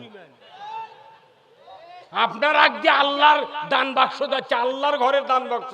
আপনার বাড়ির রং, আপনার বাড়ির সেই মেহগুনি কাঠের দরজা, সেই গ্রিল, সে আবার থাই গ্লাস, সে আবার পাউপোষ, আবার হচ্ছে কার্পেট, আবার স্টাইল 18x18। আর মসজিদের ঘরের জানলা নেই, কোথায় আল্লাহর ঘর বা এই আমাকে সবার দাওয়াত দিবার দায় যাই বলবি গরিব মানুষ হুজুর, আমাকে মসজিদ গরিব, মাদ্রাসা গরিব। তাহলে মুঠি যদি খালি গরিবই হয় ধনী কে? তার মানে ওই গরিবের কথা আমার থেকে টাকা আনা কম দিবি। মসজিদ যদি গরিব হয় আপনি 10 বিঘা জমি দেন, এই কথা বল। মাদ্রাসা যদি গরিব হয় আপনি 20 বিঘা জমি লিখে দেন, আপনার জন্য তো জান্নাত অবধারিত। আপনি মসজিদের কথা গরিব কোন? মানে পৃথিবীর শ্রেষ্ঠ ঘর হলো মসজিদ, আর উৎকৃষ্ট জায়গা হলো বাজার। আপনি সেই উৎকৃষ্ট জায়গাতে আপনি গরিব বলেন, আপনার কি বিবেকে এনাও বাজে না? আপনার গরুর গোল ঢালাই দিয়ে প্লাস্টার করেছেন, ইটের গড়া বানাচ্ছেন, গরুর পিঠর থাকে ফ্যান, আর মসজিদের টেবিলের নাট নাই। আর আপনি করছেন আল্লাহ তুই বেহেশত দে, বহু দূর চলন বিলের ওই পা। এ কথা বল। আপনার জীবনের একটা অংশ মসজিদ মাদ্রাসার সাথে থাকতে হবে। কি রাজি আছেন আপনারা? রাজি আছেন? মসজিদ আর মাদ্রাসার সাথে আপনার জীবনের একটা আর্থিক অংশ যদি লেনদেন থাকে, আল্লাহর ইজ্জতের কসম, ওই মহব্বতে আল্লাহ আপনার জান্নাত দিবেন। শুনবেন রাসূলের হাদিস, ইজা মাতাল ইনসানু ইনকাতা আনহু আমালু ইল্লা মিন সালাসাতিন ইল্লা মিন সাদাকাতিন জারিয়াতিন আও ইলমুহু ইয়ানদু বিহিন নাস আও ওয়ালাদুন সালিহ ইয়াদু লাহু। মানুষ মরে যাবে, সমস্ত আমল বন্ধ, 3টা আমল জারি থাকবে। সুবহানাল্লাহ। কয়টা? 3টা। 1 নাম্বার সদকায়ে জারিয়া, মসজিদ, মাদ্রাসা, স্কুল, কলেজ, ভার্সিটি, আপনার রাস্তাঘাট, বৃক্ষরোপণ, কালভার্ট, পুকুর, পুষ্করণী। আমার রাসূল বলেছেন, কেউ যদি সদকায়ে জারিয়া স্বরূপ একটা বৃক্ষরোপণ করে দেয়, যদি প্রতিদিন 10টা করে পাখি ওই বৃক্ষে দ্বীপ্রহের সময় যদি বিশ্রাম নেয়, নবীজি বলেছেন পাখি বিশ্রাম নেওয়ার কারণে ওই কবরের থেকে ওই গাছ লাগানো ব্যক্তি সওয়াব পেয়ে যাবে। গাছ লাগানো সদকায়ে জারিয়া। আর আপনার বাড়ির পাশের লোক গাছ লাগাছে, আপনি রাত্রে তার মাথা ভাঙ্গিছেন, পরের দিন সকালে গাছ আলাদা করতে পারে, কি ক্ষতি পারে, কি সুন্দর গাছ লাগিয়ে উঠছে, সেই গাছের মাথা ভাঙলো কে? যাই ভাঙ্গিছে তাইও ওটি খারাপ আছে, তাই বলতেছে কোন বদমাইশ ভাঙলো রে। মানে ওর সীমানা কাছে যদি ছায়া হয় ওর আবাদ হবে না, সেই দিন উই ভাঙ্গে দিয়া উনি আবার করছে কোন বদমাইশ। এই কথা কর, ই মনে করছে কেউ দেখেনি, কিন্তু আল্লাহ কোরআনে বলছেন প্রত্যেকটা মানুষের, সূরা বনী ইসরাইলের ভেতরে প্রত্যেকটা মানুষের গলার কাছে একটা মেমোরি কার্ড ঝুলানো আছে। কাজ করার আগে কে কোনটি পোকর মাছ মারিছে, চুরি করে কোনটি ক্ষতি করতে, সব কাজ করার আগে এই গলার মেমোরি কার্ড পিকচার তোলে। আপনি মনে করতেন আল্লাহ দেখিচ্ছে না? না, এখানে আল্লাহর নজর এখন আছে, কে কোথায় কি করতেছে, কার অন্তর কি হচ্ছে, সব আল্লাহ দেখে, সামিউম বাসির, দেখে এবং শোনে। সেই আল্লাহর আমরা গোলাম, কতক্ষণ না, সেই আল্লাহর কথা আমি বলতেছি। ওই আল্লাহর কথা বলার কারণে আজকে আপনাদেরকে আল্লাহ রহমত দিয়া জান্নাতের বাগানে বসে রেখেছে। আল্লাহু আকবার। কেউ যদি কোরআনের মাহফিলে 1 মিনিট বসে থাকে 60 বছর নফল ইবাদতের সওয়াব। আর এটা হচ্ছে ঈমান রিসার্চের জায়গা, কতক্ষণ না। কিন্তু আমি ধার দিচ্ছি আপনাকে, ধার দিচ্ছি, কিন্তু কেউ কেউ আবার কইতে ওই ধার দেওয়া হবে না, ওই ভোতরা আছে থাক। কে কাশি, ধান কাটার কাশি প্রতি বছর ধার দেয়। এইবার ধার কাটা, ধান কাটলো, লারা কাটলো, খের কাটলো, আর 1 বছর আসতে আসতে ইরি রাখ দিয়ে আবার ধার কাটা লাগে না? তে বাংলাদেশে মুসলমানের দেশ, ইমানদারের দেশ, এখানে প্রতি বছর সভা সমিতি হয়, আমরা প্রতি বছর ধার কেটে দিই। কত ধার কাটা হবে না, ওই মুড়ো আছে থাক, এখানে মুড়া কাছি দেখে করে কাটবি। হে কত কর, হে ভাই কাটা যাবে, হ্যাঁ? তা আপনি পক্ষে থাকেন না? আমি আনা ধার কাটবো, আপনাকে রাজি আছেন? ধার কাটা যদি লাগে, যদি শরীর যদি লাগে, কি সহ্য করবেন? যদি ধার কাটতে আউ না কর, আপনি জান্নাতি। আল্লাহ রসুল তো কাফেরের থেকে ডাকে নিয়েছে, ধার কাটিছে। ওই দিন উমর ফারুক রাদিয়াল্লাহু তাআলা আনহু একদিন কোরআন শুনেছেন কান দিয়ে একবার, ওই দিনই আবার চোখ দিয়ে পড়েছেন। 2 বার কোরআনের টাচ করার কারণে, সংস্পর্শ দেওয়ার কারণে উমর ফারুক অর্ধেকটা পৃথিবীর রাজত্ব তৈরি করবে, চালাবে, তার জন্য আল্লাহ রসুলের সামনে তাকে প্রেরণ করলেন। আমার ভাইয়েরা, আল্লাহর নবী যে কথা বলে কাফির সমাজ থেকে মানুষগুলি কেনে ইমানে ধার দিতেন, ওই কথাগুলি কোরআনে আছে। বাংলাদেশের লক্ষ লক্ষ আলিম ওলামা আজকে ওই কোরআন দিয়ে ইমানদারকে ধার দেয়, কিন্তু এই ধার যাদের সহ্য হয় না, তারাই তো বলে শোভা হবে না। আমাকে আবার সেদিন আমি বগুড়া যাচ্ছি, এক লোক বলছে হুজুর কিরে এবার কামাই কমে গেল। কে কইতো শোভা বন্ধ, কি খাবেন আপনারা? আমরা আমাকেও শোভা বন্ধ করার কারণে কি হচ্ছে তোমরা জানো? 1 নাম্বার ক্ষতি ডিগোরেটার দ্বারা মালিক, ওরা বলতেছে আমাকে তক্তা 2 লাগিছে। এই কথা কন। আবার গোস্ত যারা বিক্রি করে কোষায়, এরা বলতেছে গরুর গোস্ত বেচার জায়গা নাই। জিলাপি যারা ভাজে, কলমের জিলাপি দেখবেন 48 মাসে। এই কথা কন। এই জিলাপি আর খাওয়ার লোক নাই। কাপড়ের দোকানদার বলতেছে জামাই ঠিক দাওয়াত দিলে তাও কাপড় কিনে চলো, এখন বেচা কিনাও নেই। ভ্যানালারা করছে ভাড়া নাই, ভটগুলারা করছে কি খামো। আরে হুজুরের ক্ষতি করে তোরা বাঁচবো না, হুজুরের যদি ক্ষতি করিস পৃথিবী অচল হয়ে যাবি। কতক্ষণ টাকা ধরে বলি ঠিক কিনা? হুজুরদের কিছু হবে না, ডাইরেক্ট আল্লাহ আমাদেরকে রেজাক দেয়, কারণ কোটি কোটি টাকার মালিক। প্রতি মাসে 10 লক্ষ টাকা কামাই করে, রাত্রে ভাত খাওয়ার সুযোগ নাই। যদি 2 গাছ খায় গলার মধ্যে হাত দিয়ে বার করে। আর মসজিদের মুয়াজ্জিন মাত্র 3000 টাকা বেতনের চাকরি করে, 1 জামা ধয় আর গায়ে দেয়, এতই সুকর। ওই মুয়াজ্জিন বাড়িতে গেলে বউ তাক চুমা খায়, আর ওই বড় লোক যায় বাড়ির যা পরিচিনি যা দেখে ওর বউ নাই, কেলাবো। এই কথা কন। মুসলিম আমি, সৈনিক আমি চির রণবীর, আল্লাহকে ছাড়া কাউকে মানি না, নারায়ে তাকবীর। বীর মুসলমান ধরো আল কোরআন, ফিরায়া আনো সেই হারানো সম্মান। বীর মুসলমান নারায়ে তাকবীর, আল্লাহু আকবার, তোলো ধ্বনি ধরায়া রাখবার। বীর মুসলমান ধরো আল কোরআন, ফিরায়া আনো সেই হারানো সম্মান। বীর মুসলমান, হে জোরে কান মারহাবা। বীর মুসলমান ধরো আল কোরআন, ফিরায়া আনো সেই হারানো সম্মান। বীর মুসলমান ধরো আল কোরআন, ফিরায়া আনো সেই হারানো সম্মান। বীর মুসলমান, হে জোরে কান মারহাবা। বীর মুসলমান ধরো আল কোরআন, ফিরায়া আনো সেই হারানো সম্মান। বীর মুসলমান, হে জোরে কান মারহাবা।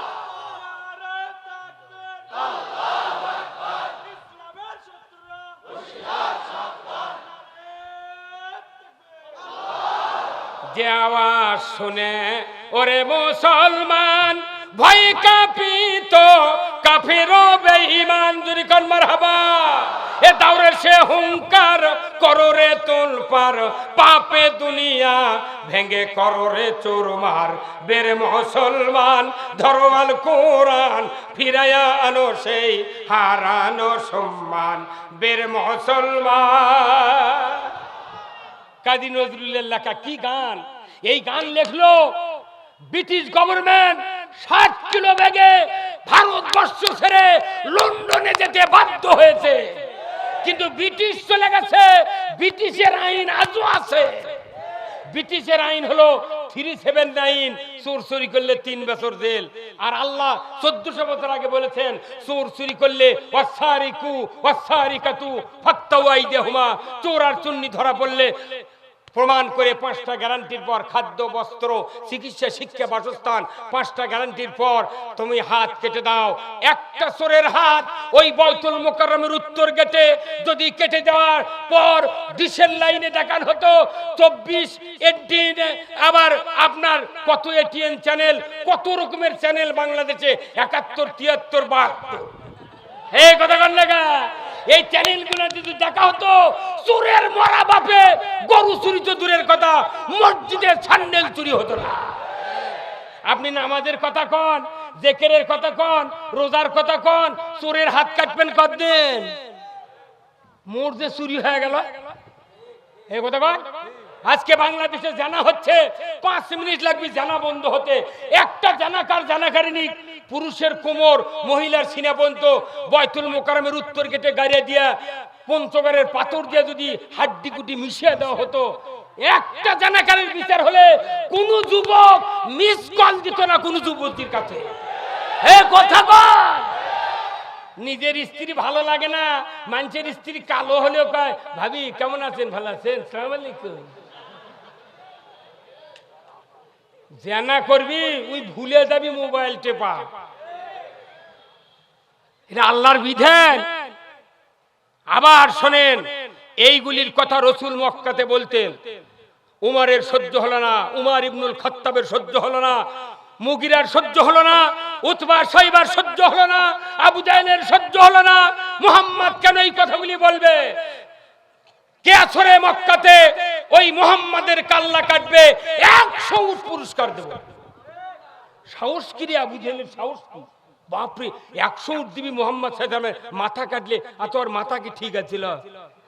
হ্যাঁ, আমি 41 বছর হলে বক্তৃতা করি আল্লাহর রহমতে। জ্ঞান গর্ব তেমন নাই, তো আমাকে বহু জায়গাতে মাহফিল করছি। সারা বাংলাদেশে প্রায় 44টা জেলা ঘুরি আমি প্রতি বছর। আমাকে বহু লোক জায়গায় দাঁড়িয়ে নেই, কিচ্ছু নেই, বুঝছেন, দেখলে ভয়ে ধরে দিই, বোধ হয় অজুও শিখিনি।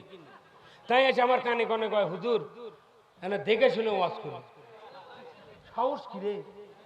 আমি কই ভাই তাহলে আপনি পেছনে বসে ওই ড্রামার জায়গায় রিহার্সেল দেয় না, পেছনে বসে আপনি কয়া দেন, আমি ওটা কই। 5 মুখ তাকে দেখি আর নেই। হ্যাঁ, আরে ঢিলা কুলুপ করা লাগে, শীতের সময় কুন্ডা কোন দিক, গরমের সময় কুন্ডা কোন দিক, এটা তুই জানিস না? তুই আছে আমাকে প্রাইভেট পড়াচ্ছ, সাহস কি রে? ওই জন্য আমার এলাকা আমি বলেছি ফাজলামু করবো প্রকাশ্যে, আমার আগে যদি মরিস জানাজা করা লাগবে, অবশ্যই ডাকবো জানাজা করার। তোর তো বন্ধু বান্ধব কেউ নাই, বেটাও নাই, ওগুলা ডিসেল লাইনের বেটা, ওগুলা দুনিয়াত গালেবু প্রকাশ্যে আর জানাজা করে নেবো আমার থেকে বহু দূর দেরি। খালি আল্লাহ আকবার কে দাঁড়িয়ে থাকবো, একটা দোয়া কমো না, ফাটা বাটা। তুই প্রকাশ্যে গেলে তুই তো গোপনে মারবি। হে কথা বল না, মার বাটাম ফাটা। একটা চোটে নেতা মরে 6 জায়গার জানাজা হয়। ওই ঢাকাত হয়, আজিমপুরে হয়, উপজেলাত হয়, জেলাত হয়, ইউনিয়নত হয়, বাসভবনে হয়, আবার মসজিদের আইনাত হয়। কেরে এত জানাজা করা লাগবে কে? সকালে আকাশমণি ডাললে কবরত নামে আছে ফেরেশতা পেটার জন্য।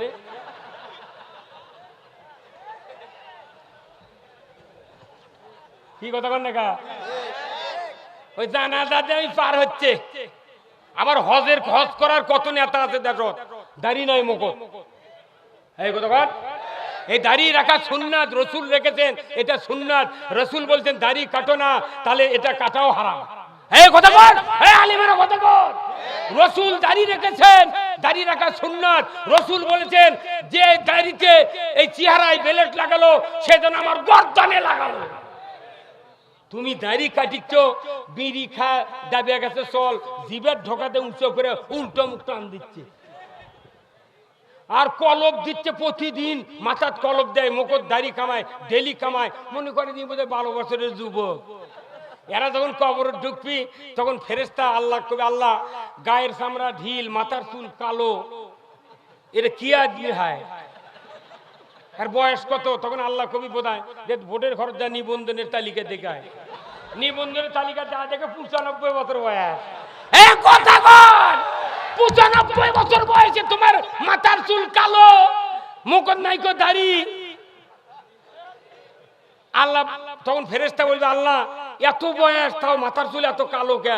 তখন আল্লাহ হয়তো বলবি, এই ফেরেশতা মুখের একটু থুতে হয়, চুলত যেত, চুলত যখন দিবি তখন মার্কিন বাড়াবি। এই কথা কয়, বাংলাদেশে কলবের ইমানদার আছে, কলব। ও মিয়া কোথায়? সর্বদিক দিয়ে বাংলাদেশের ইমানদার ক্ষতিগ্রস্তের ভিতরে আমরা পড়ে যাচ্ছি। অথচ এই ক্ষতির কথা ইমামও বলতেছে না, বক্তাও বলতেছে না। যারা যারা বক্তৃতা এইগুলো বলে তারপর তালিকায় ঠসে। হ্যাঁ, আরে একবারে কন, একবারে কন আপনারা, আরো জোরে কন। ঠিক, রসুলও তালিকাত ছিল, রসুলকেও তালিকাত রাখছিল, হযরত আব্দুল্লাহ ইবনে মাসউদকে তালিকাত রাখছিল, হযরত বেলালকে তালিকাত রাখছিল। কথা ঠিক কিনা? আসুন, উমর ফারুক তালিকা করেছিল, আবু জেহেল তালিকাও করেছিল। আল্লাহ রসুল অসহায় হয়ে, নিরুপায় হয়ে, আর মক্কাতে কেউ সাথে নাই, বড় বড় লোক সব আবু জেহেল দখল করেছে। রাতের অন্ধকারে আল্লাহর নবী উঠলেন, ওযু করলেন, তাহাজ্জুদের নামাজ আদায় করে আল্লাহর দরবারে দুহাত তুলে বললেন, আল্লাহ, ও আল্লাহ, জন্মের আগে বাবা হারিয়েছি, 6 বছর বয়সে মা হারিয়েছি, 40 বছর বয়সে নবুয়ত পেয়েছি। আল্লাহ, আমার আপন চাচা আবু তালেব, আমির হামজা, এইগুলি আমার সাথে আছে, তারপরেও মক্কার বিরোধিতা কমে না। ও আল্লাহ, আপনার দরবারে দরখাস্ত করি, গভীর রাত্রিতে এই মক্কাতে 2 জন শক্তিধর লোক আছে, একজন হলো আবু জাহেল আর একজন হলো উমর। হে আল্লাহ, 2 জন আর একজনকে তুমি কোরআনের পতাকা তলে দিয়ে দাও। আল্লাহর কাছে দোয়া করতে দেরি, কবুল হতে দেরি হলো না। আল্লাহু আকবার।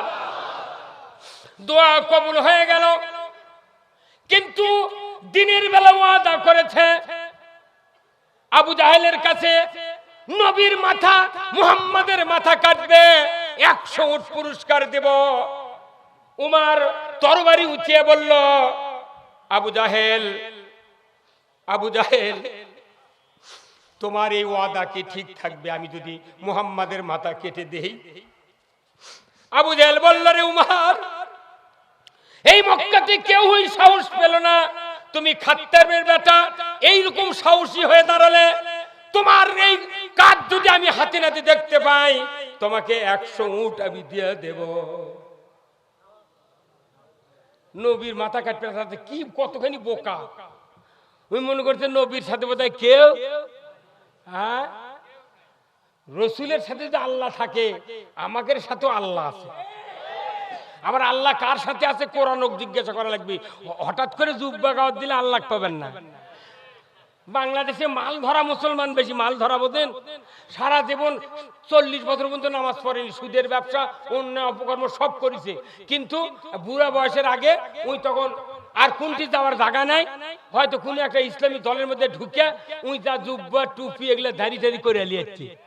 ভ্যানের চাকার যদি ধুরার বিয়ারিং যদি ঘল ঘল করে, তাহলে প্যাকিং দিয়ে একবার টাইট করে দিয়েছে, আবার 15 দিন চলার পর আবার উডাও শুদ্ধ ঘুরিচ্ছে।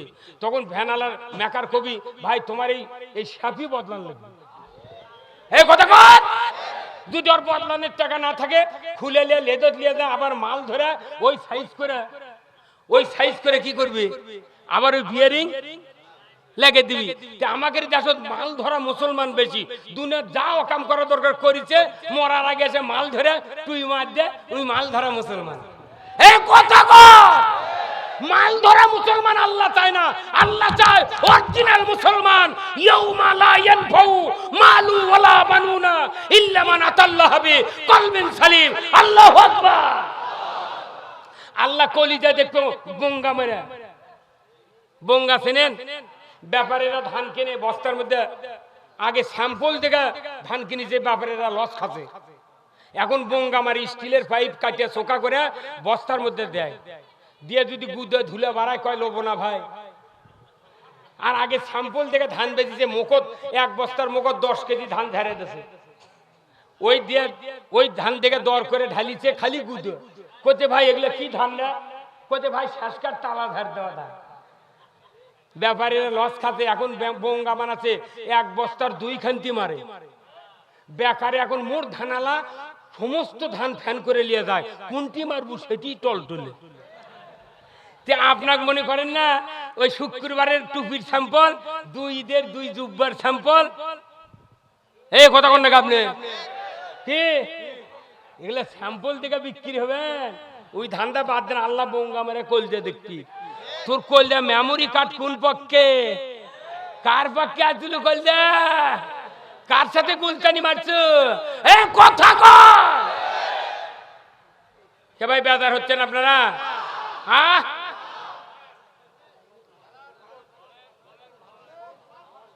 হ্যাঁ, কতক্ষণ চলবে?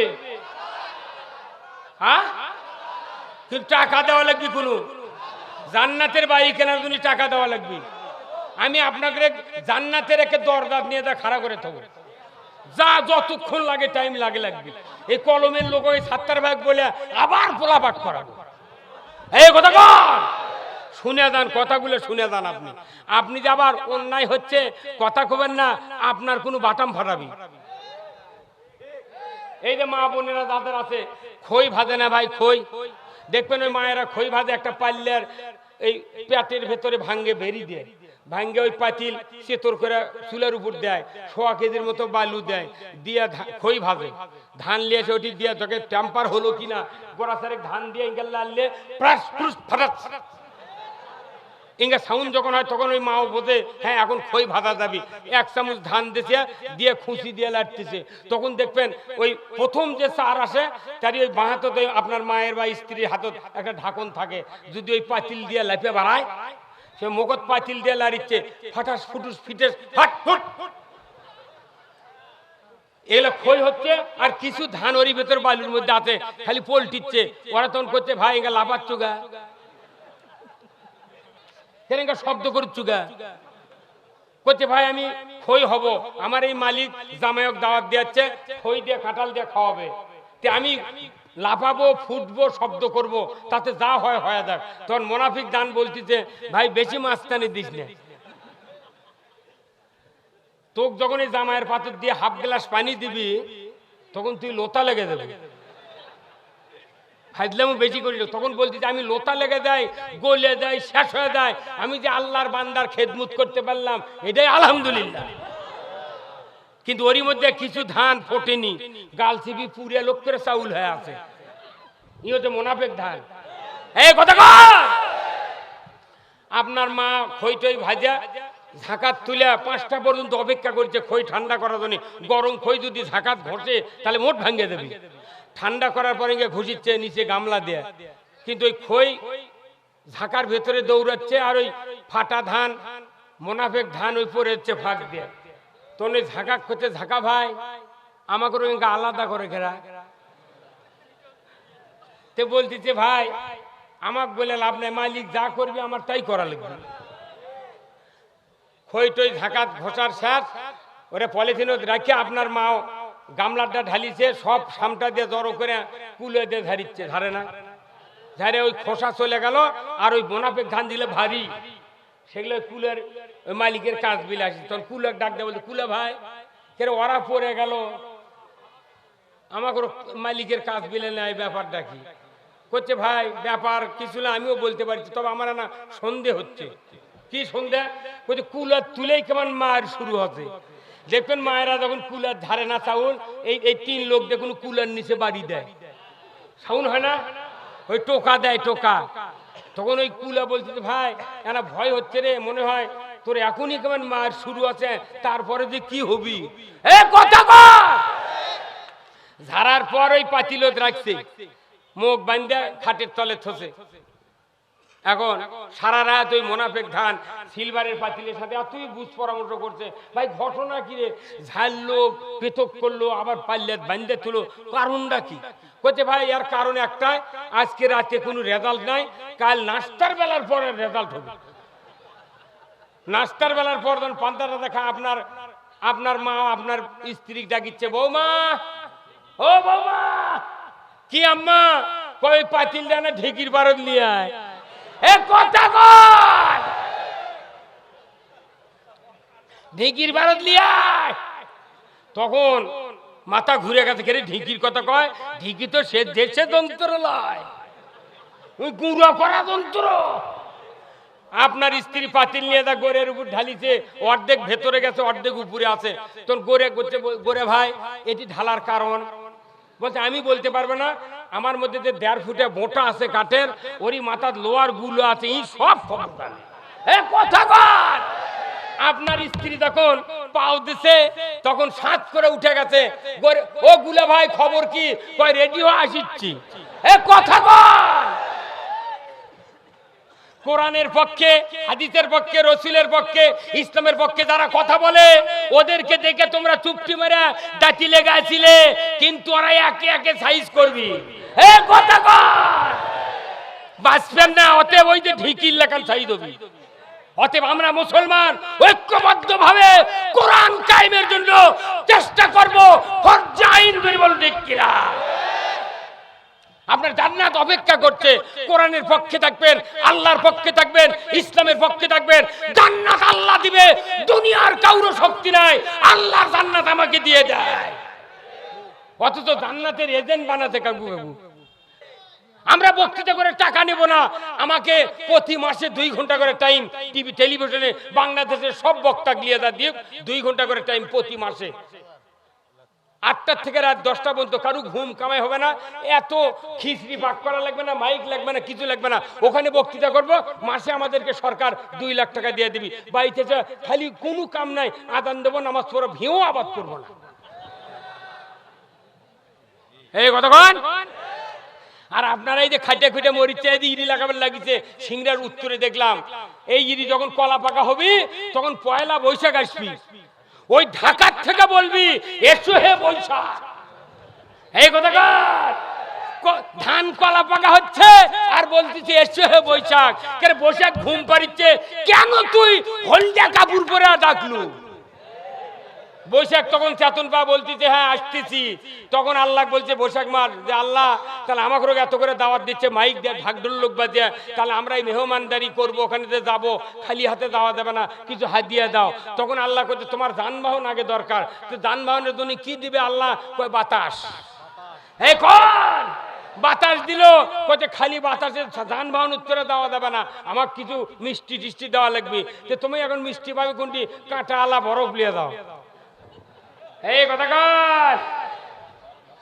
বৈশাখ ডাকবে না, আর খবরদার পয়লা বৈশাখ বলে কিছুই নাই। বরঞ্চ আপনার জীবনের সবচেয়ে বড় আমল হলো এই বৈশাখ থেকে 34 পর্যন্ত কোন বছর আপনি 5 ওয়াক্ত নামাজ জামাতের সাথে আদায় করেছেন। এমন ইমানদার যদি মারা যায় আল্লাহর আরশের নিচে ওই বান্দা জায়গা পাবে। ধরে কর মারহাবা। আপনি পহেলা বৈশাখ মানে কি, আপনার 14 ফেব্রুয়ারি মানে কি? আপনাকে মানতে হবে সফলতার কাজ। কথা ঠিক কিনা? সফলতা ওখানেই যখন আপনি জাহান্নাম থেকে মুক্তি পেয়ে জান্নাতে যাবেন। আসুন আমরা এখন জান্নাতের দিকে যেতে যাচ্ছি। আল্লাহ যেন আমাদের এই কথাগুলি কবুল করে নেয়। ধরে কোন আমিন। জান্নাতে আমরা যাব, জীবনের গুনাহ মাফ পাবো, আল্লাহ যেন মাফ করেন। আমি কথাগুলি বলবো। সূরা আল মায়দা নামে একটা সূরা আছে, জানেন? সূরা আল মাইদা এর 12 নম্বর আয়াতের অংশে আল্লাহ তাআলা বলছেন শুধু গুনাহ মাফ, জান্নাতে যাওয়ার কথা আর আল্লাহর সাথে পাবো, এই তিনটা কথা বলি আমি আপনাদের কাছ থেকে বিদায় নেব।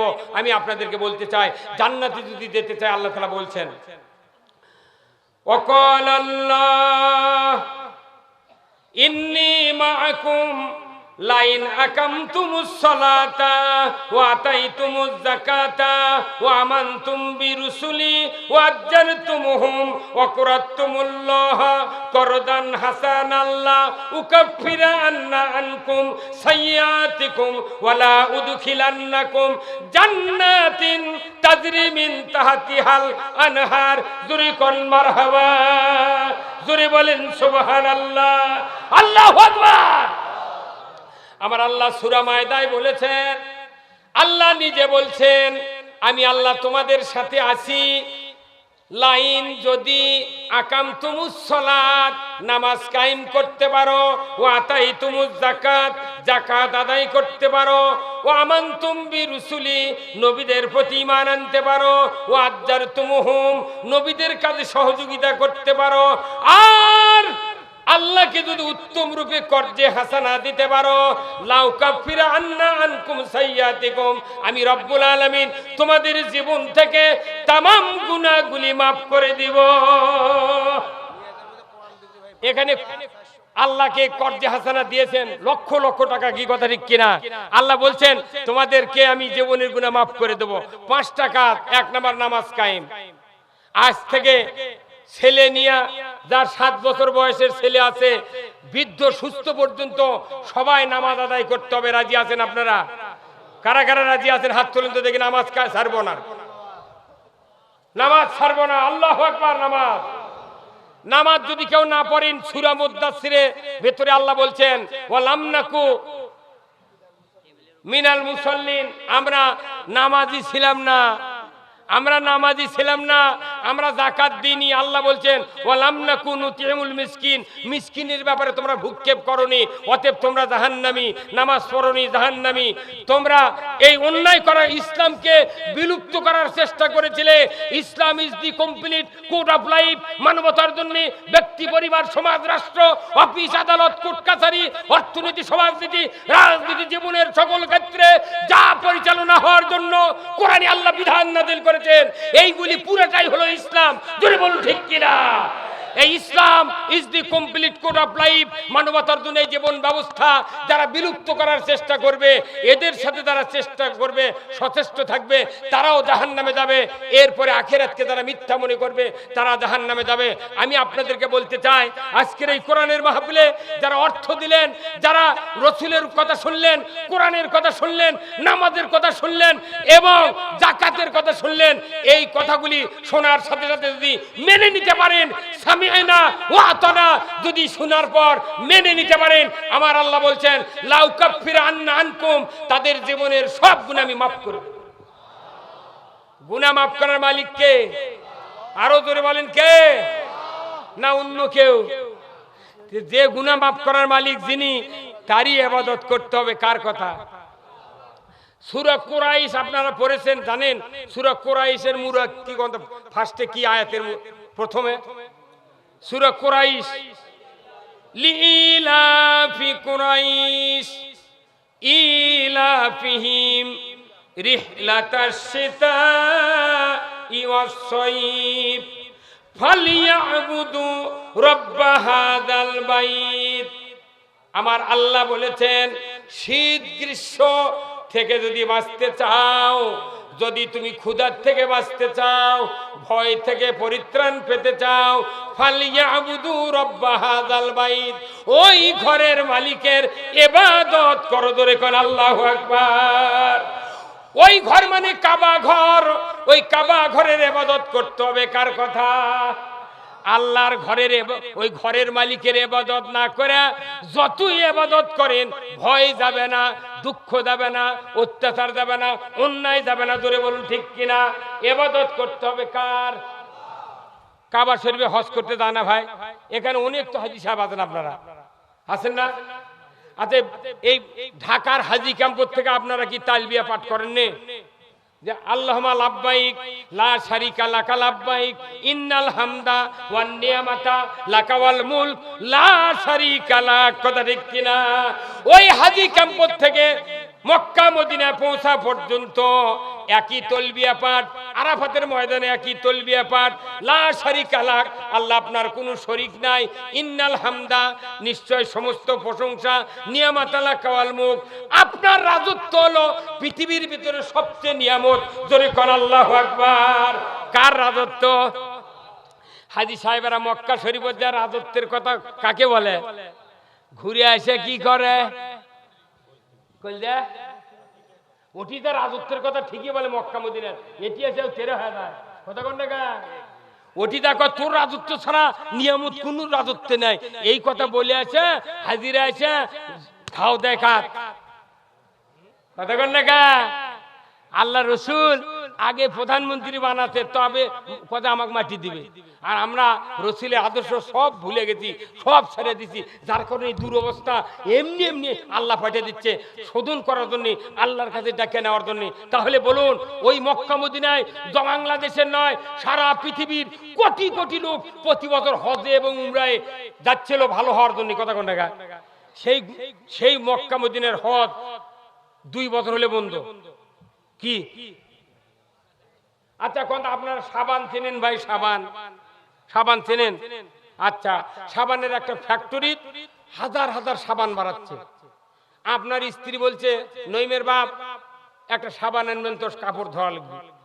তো কাপড় খাতার জন্য সাবান চাচ্ছে আপনার স্ত্রী, আপনি বাজারের যা সাবান লেছেন একটা বাড়িতে এনে দিয়েছেন, আপনার স্ত্রী ওই সাবান কাপড় ডলতে ডলতে ফেনাও হয় না, আঙ্গুল ফেটে গেছে।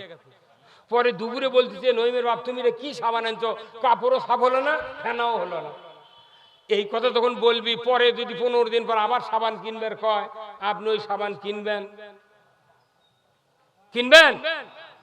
কেন কিনবেন না? ওর ফেনা নেই, আঙ্গুল ফাটায়, জীবনই সাবান আর কিনবেন না। এই যে মক্কা মদিনার যে হজ, সারা পৃথিবীর বড় হজে 70 লাখ, আর প্রতি বছর 17 দিন 15 দিনে উমরা হজে কয়েকশো কোটি লোক ওই মক্কা মদিনার ওই বড় ফ্যাক্টরি থেকে নবীর পায়ে পায়ে পা দিয়া নবীর তালবিয়া বলে আল্লাহ রসুলের সব কাজ দেখে ওটি থেকে সেনাপতি ট্রেনিং নিয়ে আসে। এই কথা কর, ওই সাবানের মতো সাবান বাড়ায়, কিন্তু যে সাবান দিয়া ফেনা হয় না, আঙ্গুল ফাটে, কাপড় সাফ হয় না, যদি একবার দেখার পর আর না কেনে। এতগুলো মানুষ হজ করছে মক্কা মদিনার, ফিরে আসার পর দেশ ভালো হওয়া লাগবে না? সাবানের ফেনা না হলে আপনি সাবান আর কেনেন না। এতগুলো মানুষ হজ করে আছে, দুনিয়া ভালো হয় না কে? উনি খালি দাওয়াত খাওয়ার জন্য হজ করছে, সুদে করে টাকা লেগে ধনী হতে দান করছে, করছে, হজ করছে। আল্লাহর ইজ্জতের কসম, রসুল বলছেন কিয়ামতের দিন হজরে আসওয়াদ পাথরের আল্লাহ 2টা চোখ দিবেন, মুখ দিবেন, জবান হবে। আল্লাহ রসুল বলেছেন ওই হজরে আসওয়াদ পাথর বলবে, যে হাজী সাহেবেরা আমাকে চুমা দিয়েছে, আমি তাদেরকে সুপারিশ করে আল্লাহ তোমার জান্নাতে দিতে চাই। আমার কেমন যেন বিশ্বাস, বুঝছেন? যদি অকাম হুকামের টাকা থাকে, খালি যদি হজরে আসওয়াদ পাথরে যদি দুনিয়াতে জবান থাকতো, চুমা দিবার জাতি কত, এই খবরদার মুখ ঠাকাবো না।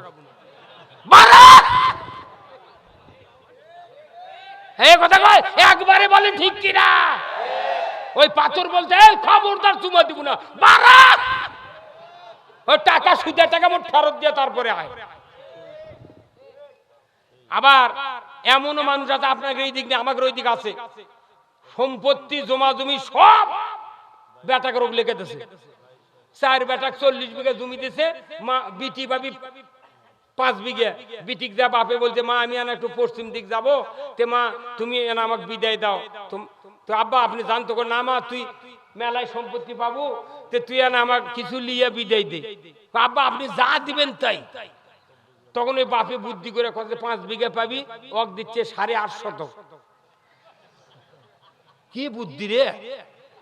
পাবি 5 বিঘা, করছে কয় শতক? 8.5 শতক, তাহলে কয় কাঠা? 5 কাঠা দিয়ে মূর্খ বিটি বোঝেনি। আব্বা আপনি যা দিয়া খুশি তাই দেশে।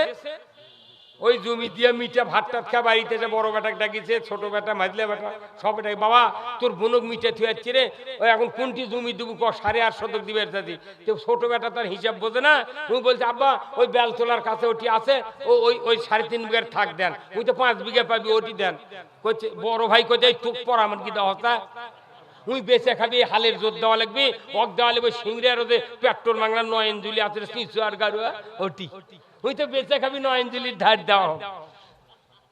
5 কাঠা দিয়েছে 9 ইঞ্জুলির ধার দেওয়ার পর 50 বছর বেশ ফেরত আছে ওই স্বামী।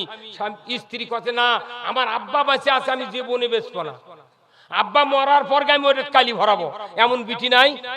এমনও মেয়ে চলাছে, এমনও মেয়ে আছে কারু কারু যে বাপ মারা গেলে ওই ভাবিক বলে মা বলে মা আব্বার একটা জামা আর লুঙ্গি দে, আমি ধুইয়া পলিথিন করে তুলে তুলে বাস করে দেবো, যখন বাপের কথা মনে হবি তখন ওই জামা বার করে দেখবো। হে আছে না নাই? এইরকম মেয়ে আছে দরদের মেয়ে। এই মেয়ে 50 বছর বেঁচেনি, 50 বছর পর সিংড়া পেট্রোল বাংলার উত্তর সাইড সেই বাজার গড়ে উঠছে, শতকি লাগিয়েছে 3 লাখ টাকা।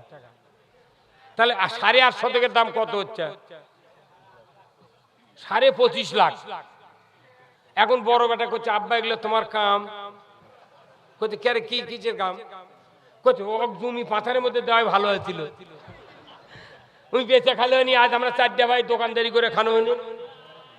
তখন বাপে করছে বদমাইশ তুই তো এই বুদ্ধি দিছিল, কথা কর বান্দিক ঠকাতে চালো, বান্দিক ঠকাতে চালো, কিন্তু আল্লাহ ঠকালো কার? আমার আল্লাহর নবী বলেছেন মান কাতা মেরাসাহু কাতা আল্লাহু আবদি। আল্লাহর নবী বলেছেন যে ব্যক্তি অংশীদারিত্ব থেকে কাউকে ছাড় দিল, কাট দিল, বাদ দিল, আল্লাহ তার বান্দার তালিকার থেকে নাম কেটে দিল। আপনার বোন আছে, আপনার কন্যা আছে, যে পেট থেকে ছেলে বাড়াছে ওই পেট থেকে মেয়ে বাড়াছে, আপনাকে কোনো কম বাড়া করা যাবে না, যা মাপ তাই দিতে হবে। সন্তান যদি ইচ্ছা করে ছেড়ে দেয় সেটা আপনার জন্য উপর হোক, কোন কথা ঠিক কিনা? আপনি 9 ইঞ্জুলি দিচ্ছেন, কথা কন। অনুরোধ করতেছি এইরকম মানুষ যদি হজ করবার যায়, জেদ্দা বিমানবন্দরে যদি কথা থাকতো ওই বিমানবন্দরের বলতো তুমি মক্কার গাড়ি চড়বে না, বাড়ির যা বিটিক সম্পত্তি দিয়ে আসো। এই কথা কন। পড়ার হক নষ্ট করলে, ছেলে মেয়ের হক নষ্ট করলে অবশ্যই তার কোনো ইবাদত কবুল হবে না। এর হক করলে হক করলে বাদ, এমনি তো নামাজত ফাঁস, জিকিরত ফাঁস, আবার জমি না দেওয়াত ফাঁস। এই কথা কয় কোথায় মুসলমান?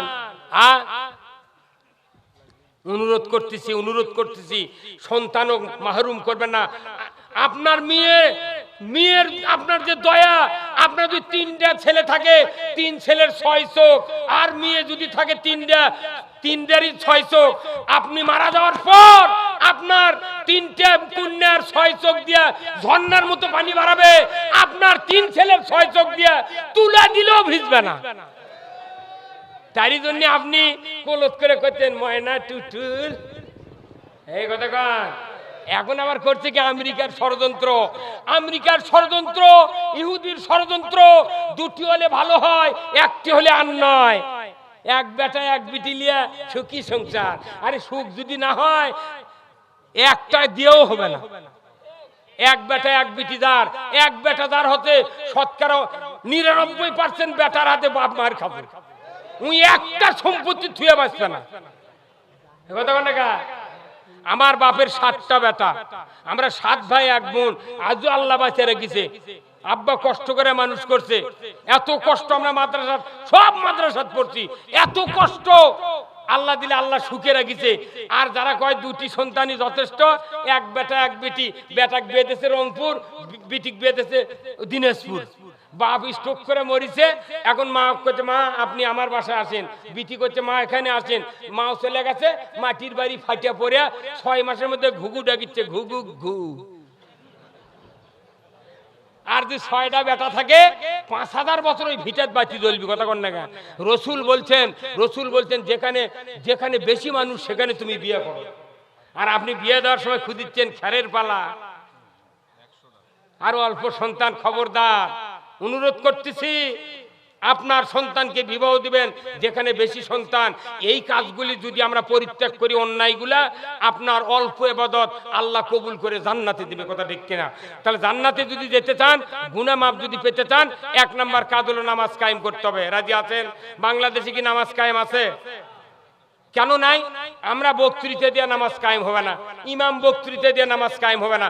নামাজ কায়েম করলি আপনার জীবনের গুনাহ আল্লাহ মাফ করে দেবে। আল্লাহু আকবার।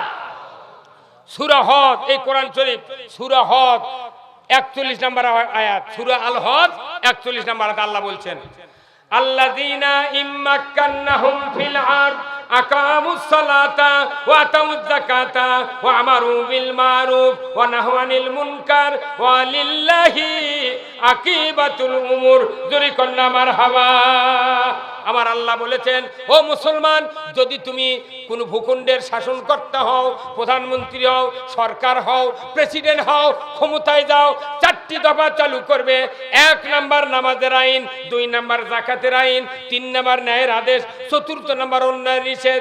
এই 4টা দফা যদি জমিনে চালু হয়ে যায়, আমার আল্লাহ বলেছেন জমিনটা হবে জান্নাতের জমিন। নামাজ কোন বক্তৃতা দিয়ে কায়েম। সরকার যদি এই বাংলাদেশে আজকে যদি ফজরের পর যদি বিকাল 3টায় যদি আইন করতেন যে আজ থেকে বাংলাদেশে নামাজকে আইনের মাধ্যমে ফরজ করা হলো, 1 ওয়াক্ত নামাজ যে কাজা করবে ফেতরা পরিমাণ 70 টাকা জরিমানা, 1 ওয়াক্তের জন্য 2.5 ঘন্টা হাজুর। ইমাম সাহেব, মুয়াজ্জিন সাহেব, আপনাকে দায়িত্ব দিলাম, আপনি আগামী কাল 8টার মধ্যে সিংড়া থানার ওসির কাছে এই বেনামাজির তালিকা দিয়ে দিবেন। ইমাম আর মুয়াজ্জিনক দায়িত্ব দেওয়া লাগবে। চেয়ারম্যান মেম্বার দিলে ওরকে যারা ভোট দিয়েছে ওরকে নাম দিবে না। এই কথা কন না।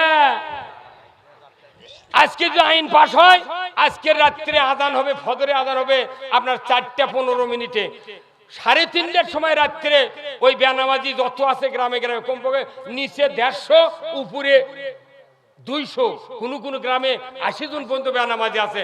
এরা সব স্ত্রী ডাকে তুলবি। স্ত্রী বলবে, এই নইমের বাপ, তোমার কি 70 টাকা জরিমানা ডেলি দিবার পারবে? 2.5 ঘন্টা হাজুত খেতে পারবে? যদি পারো তেলাপের মধ্যে থাকো, আর যদি না পারো ওযু করে মুয়াজ্জিনক ডাকে তোলো। এই হুজুর কথা কন না। মসজিদে তো খুব ইমামতি পারেন, এই কথা কন না। সুবহানাল্লাহ কোনটি বাতেন এগুলা? হ্যাঁ কথা কন। এই বেনামাজিরা মুয়াজ্জিনের বাড়ি ঘেরাও করবে রাত 3:30টার সময়, যা বলবে, এই মুয়াজ্জিন চাবুর 50 জন যখন একবারে ডাক দিবি, মুয়াজ্জিনের ঘুমে থাকাই করবি। কি ভাই কথা কন না? তোর মুয়াজ্জিন লাভ দিয়ে উঠবে, কি বারে তোমরা কি বলো, কি এত লোক কে কইলে আজান দিবেন না? তোর মুয়াজ্জিন ঘড়ির দিক থেকে দেখে 3:30 বাজে, কই এত রাত্রে কে? আরে ভাই উঠিন, জুম্মার দিয়ে বসে থাকবো। আজ সালাতু খায়রুম মিনান নাওম বলা লাগবে না। এই যে গেলবারে, এইবার নভেম্বরে অক্টোবরের মাঝামাঝি আপনার করছে কি হেলমেটের আইন পাস করতে সরকার। হেলমেট না থাকলে 5000 টাকা জরিমানা। রাত্রে আহসানুল্লাহ টিলারের হচ্ছে সাইফিং টিলারের ডিলার আহসানুল্লাহ বগুড়া সোনালী ইঞ্জিনিয়ারিং স্টোর, ওই পশু চিকিৎসালয়ের ওখানে 1 রাতে 1,20,000 টাকার হেলমেট পেয়েছে রাত গোটা। আইন করলে হেলমেট রাত্রে কেনে কল যায়। বক্তৃতা আইনের দ্বারা কাম হবি, ওয়াজ করে কোনো কাম হবে না। ওয়াজ যতই করতেছে ততই অকাম কুকাম। আমি আরো উদাহরণ দিই। উদাহরণ জানেন? আচ্ছা, আল্লাহ কোন পৃথিবীতে খেলাফত আগে সৃষ্টি করছে। কি করছে? খেলাফত। তারপরে করছে ইবাদত। খেলাফত আর ইবাদত একসাথে থাকতে হবে। ইবাদত আছে, খেলাফত নাই, ইবাদত করে শান্তি নাই। খেলাফত আছে, ইবাদত নাই, ইবাদত করে জান্নাত নাই। কথা বল না? তাহলে খেলাফত আর ইবাদত। নাঙ্গল চিনেন আপনারা? নাঙ্গল, হে নাঙ্গল চিনেন? এই নাঙ্গল চিনেন আপনারা? নাঙ্গল বানাতে কাঠের গাদা লাগে, আর এত বড় লোহার ফাল লাগে না। এখন কাঠের গাদা দিয়ে খালি নাঙ্গল বান্ধে গরুলে হাল বাবার যাচ্ছেন এই চলন বিলের ভেতরে। মাটি যদি শক্ত হয়, ওই কাঠের নাঙ্গল বলবি, ভাই আমাকে লিয়া কোথায় যাচ্ছ তুমি? কয় হাল জুড়বো। কয় না, আমার তো শক্তি নাই, আমি কাঠের জিনিস হয়তো ভাঙ্গাও যেতে পারি। তো কি করবো? কয় তুমি কামারে বাড়ি যা, এত বড় একটা ফাল কিনে এসে আমার বকত তুমি সেট করো, করে আমার থেকে আনা সামান্য কিছু বড় করবে, করে এটি একটা বাড়ি দিয়ে মাথা না ডাবে দিবে। তারপরে দেখো তোমার যা দরকার আমি তাই করবো। এই কথা কন। এখন এই নাঙ্গল ধরিছে, ফাল আছে উপরে, ফাল এখন করছে ভাই তুই কান্দিচ্ছু কে, করছে ভাই এতক্ষণ খুবই কান্দিছি রে ভয়ে, কারণ আমার যে হাল বাবার সাথে তোক বাদ দেয় এই কথা কর।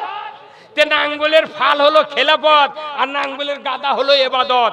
তে যদি খেলাপথ না থাকে এবাদত অসল, ফাল যদি না থাকে গাদা অসল। কথা কর না কে? আমাদের বাংলাদেশের অবস্থা আছে তাই, এবাদত আছে খেলাপথ নাই। এই কথা কর। আল্লাহর আইন দরকার করছে। এই কোরআন কোন গোষ্ঠীর নয়, এই কোরআন তামাম পৃথিবীর মানুষের জন্য। আইন যদি কায়েম হয়, 1 মিনিটের আইনে 500 বিলিয়ন বিলিয়ন কোটি কোটি হুকুম 1 সেকেন্ডে কায়েম হয়ে যাবে। তা আপনার এত টেনশন কেন? কিসের টেনশন? আইনের কথা কইলে আপনার ভয় কে? যাই ক্ষমতার যাবি তাই কোরআনের আইন দিয়ে চালাবি। কথা কন না কে? মরবি ওই লোকটা প্রথম জান্নাতে যাবে। যে লোকটা কোরআন দিয়ে পৃথিবী চালাবে সেই লোকটা আরশের নিচে জায়গা পাবে। জোরে কোন সুবহানাল্লাহ। যে লোক তারা আইন মানবে, যে লোকগুলা তারাও আরশের নিচে ওই সরকারের পাশে পাশে আল্লাহর জান্নাতে যাবে। আল্লাহু আকবার। এটা হলো আল্লাহর আইন। কিন্তু আল্লাহর আইন আমরা বাদ দিয়ে যতই আইন মাইন শান্তি হবে। তাহলে আপনারা কি আল্লাহর আইন মানতে চান? কারা কারা মানতে চান? দুহাত তুলে দেখা। আল্লাহু আকবার। নামান হাত। আল্লাহর আইন এই যে মানবার চাইলেন, আল্লাহ এটা কোটি কোটি বছর পর যদি এই দেশে আল্লাহর আইন কায়েম হয়, আপনারা সব জান্নাতি হয়ে যাবেন। জোরে কোন সুবহানাল্লাহ। এই যে এখানে 5 তলার ভিত দিয়েছে, প্রথম 5000 ইটা কোনো গুঁড়ো করেছে, করেনি? খোয়া করেনি ভাই? 5000 ইটা খোয়া করে একবারে ব্যাস ঢালাই দিয়েছে নিচে, ওই খোয়ার উপরে 5 তলা বিল্ডিং তৈরি হতে। আজকে এই জান্নাতের বাগানে কলম, এই জান্নাত আল্লাহর আইন চাই আপনাদের ঢালাই, আপনাদের এই খোয়ার উপরে একদিন না একদিন এই পৃথিবীর জমিনে হযরত ঈসা আলাইহিস সালাম, মাহদী আলাইহিস সালাম এসে কোরআনের রাজ যখন কায়েম করবে, আপনাদের ভিতর উপরে এই দেশে আল্লাহর আইন চালু হবে, আপনারা তার সাথে জান্নাতে যাবেন। আল্লাহু আকবার। এই জন্য আমি আপনার অন্তরে সব সময় কোরআনের আইন লালন পালন করতে চাই। আসুন আল্লাহ তাআলা আজকের এই জান্নাতের বাগানে আমাদের সকলকে জান্নাতের পথে চলার তৌফিক দান করুন। আমিন।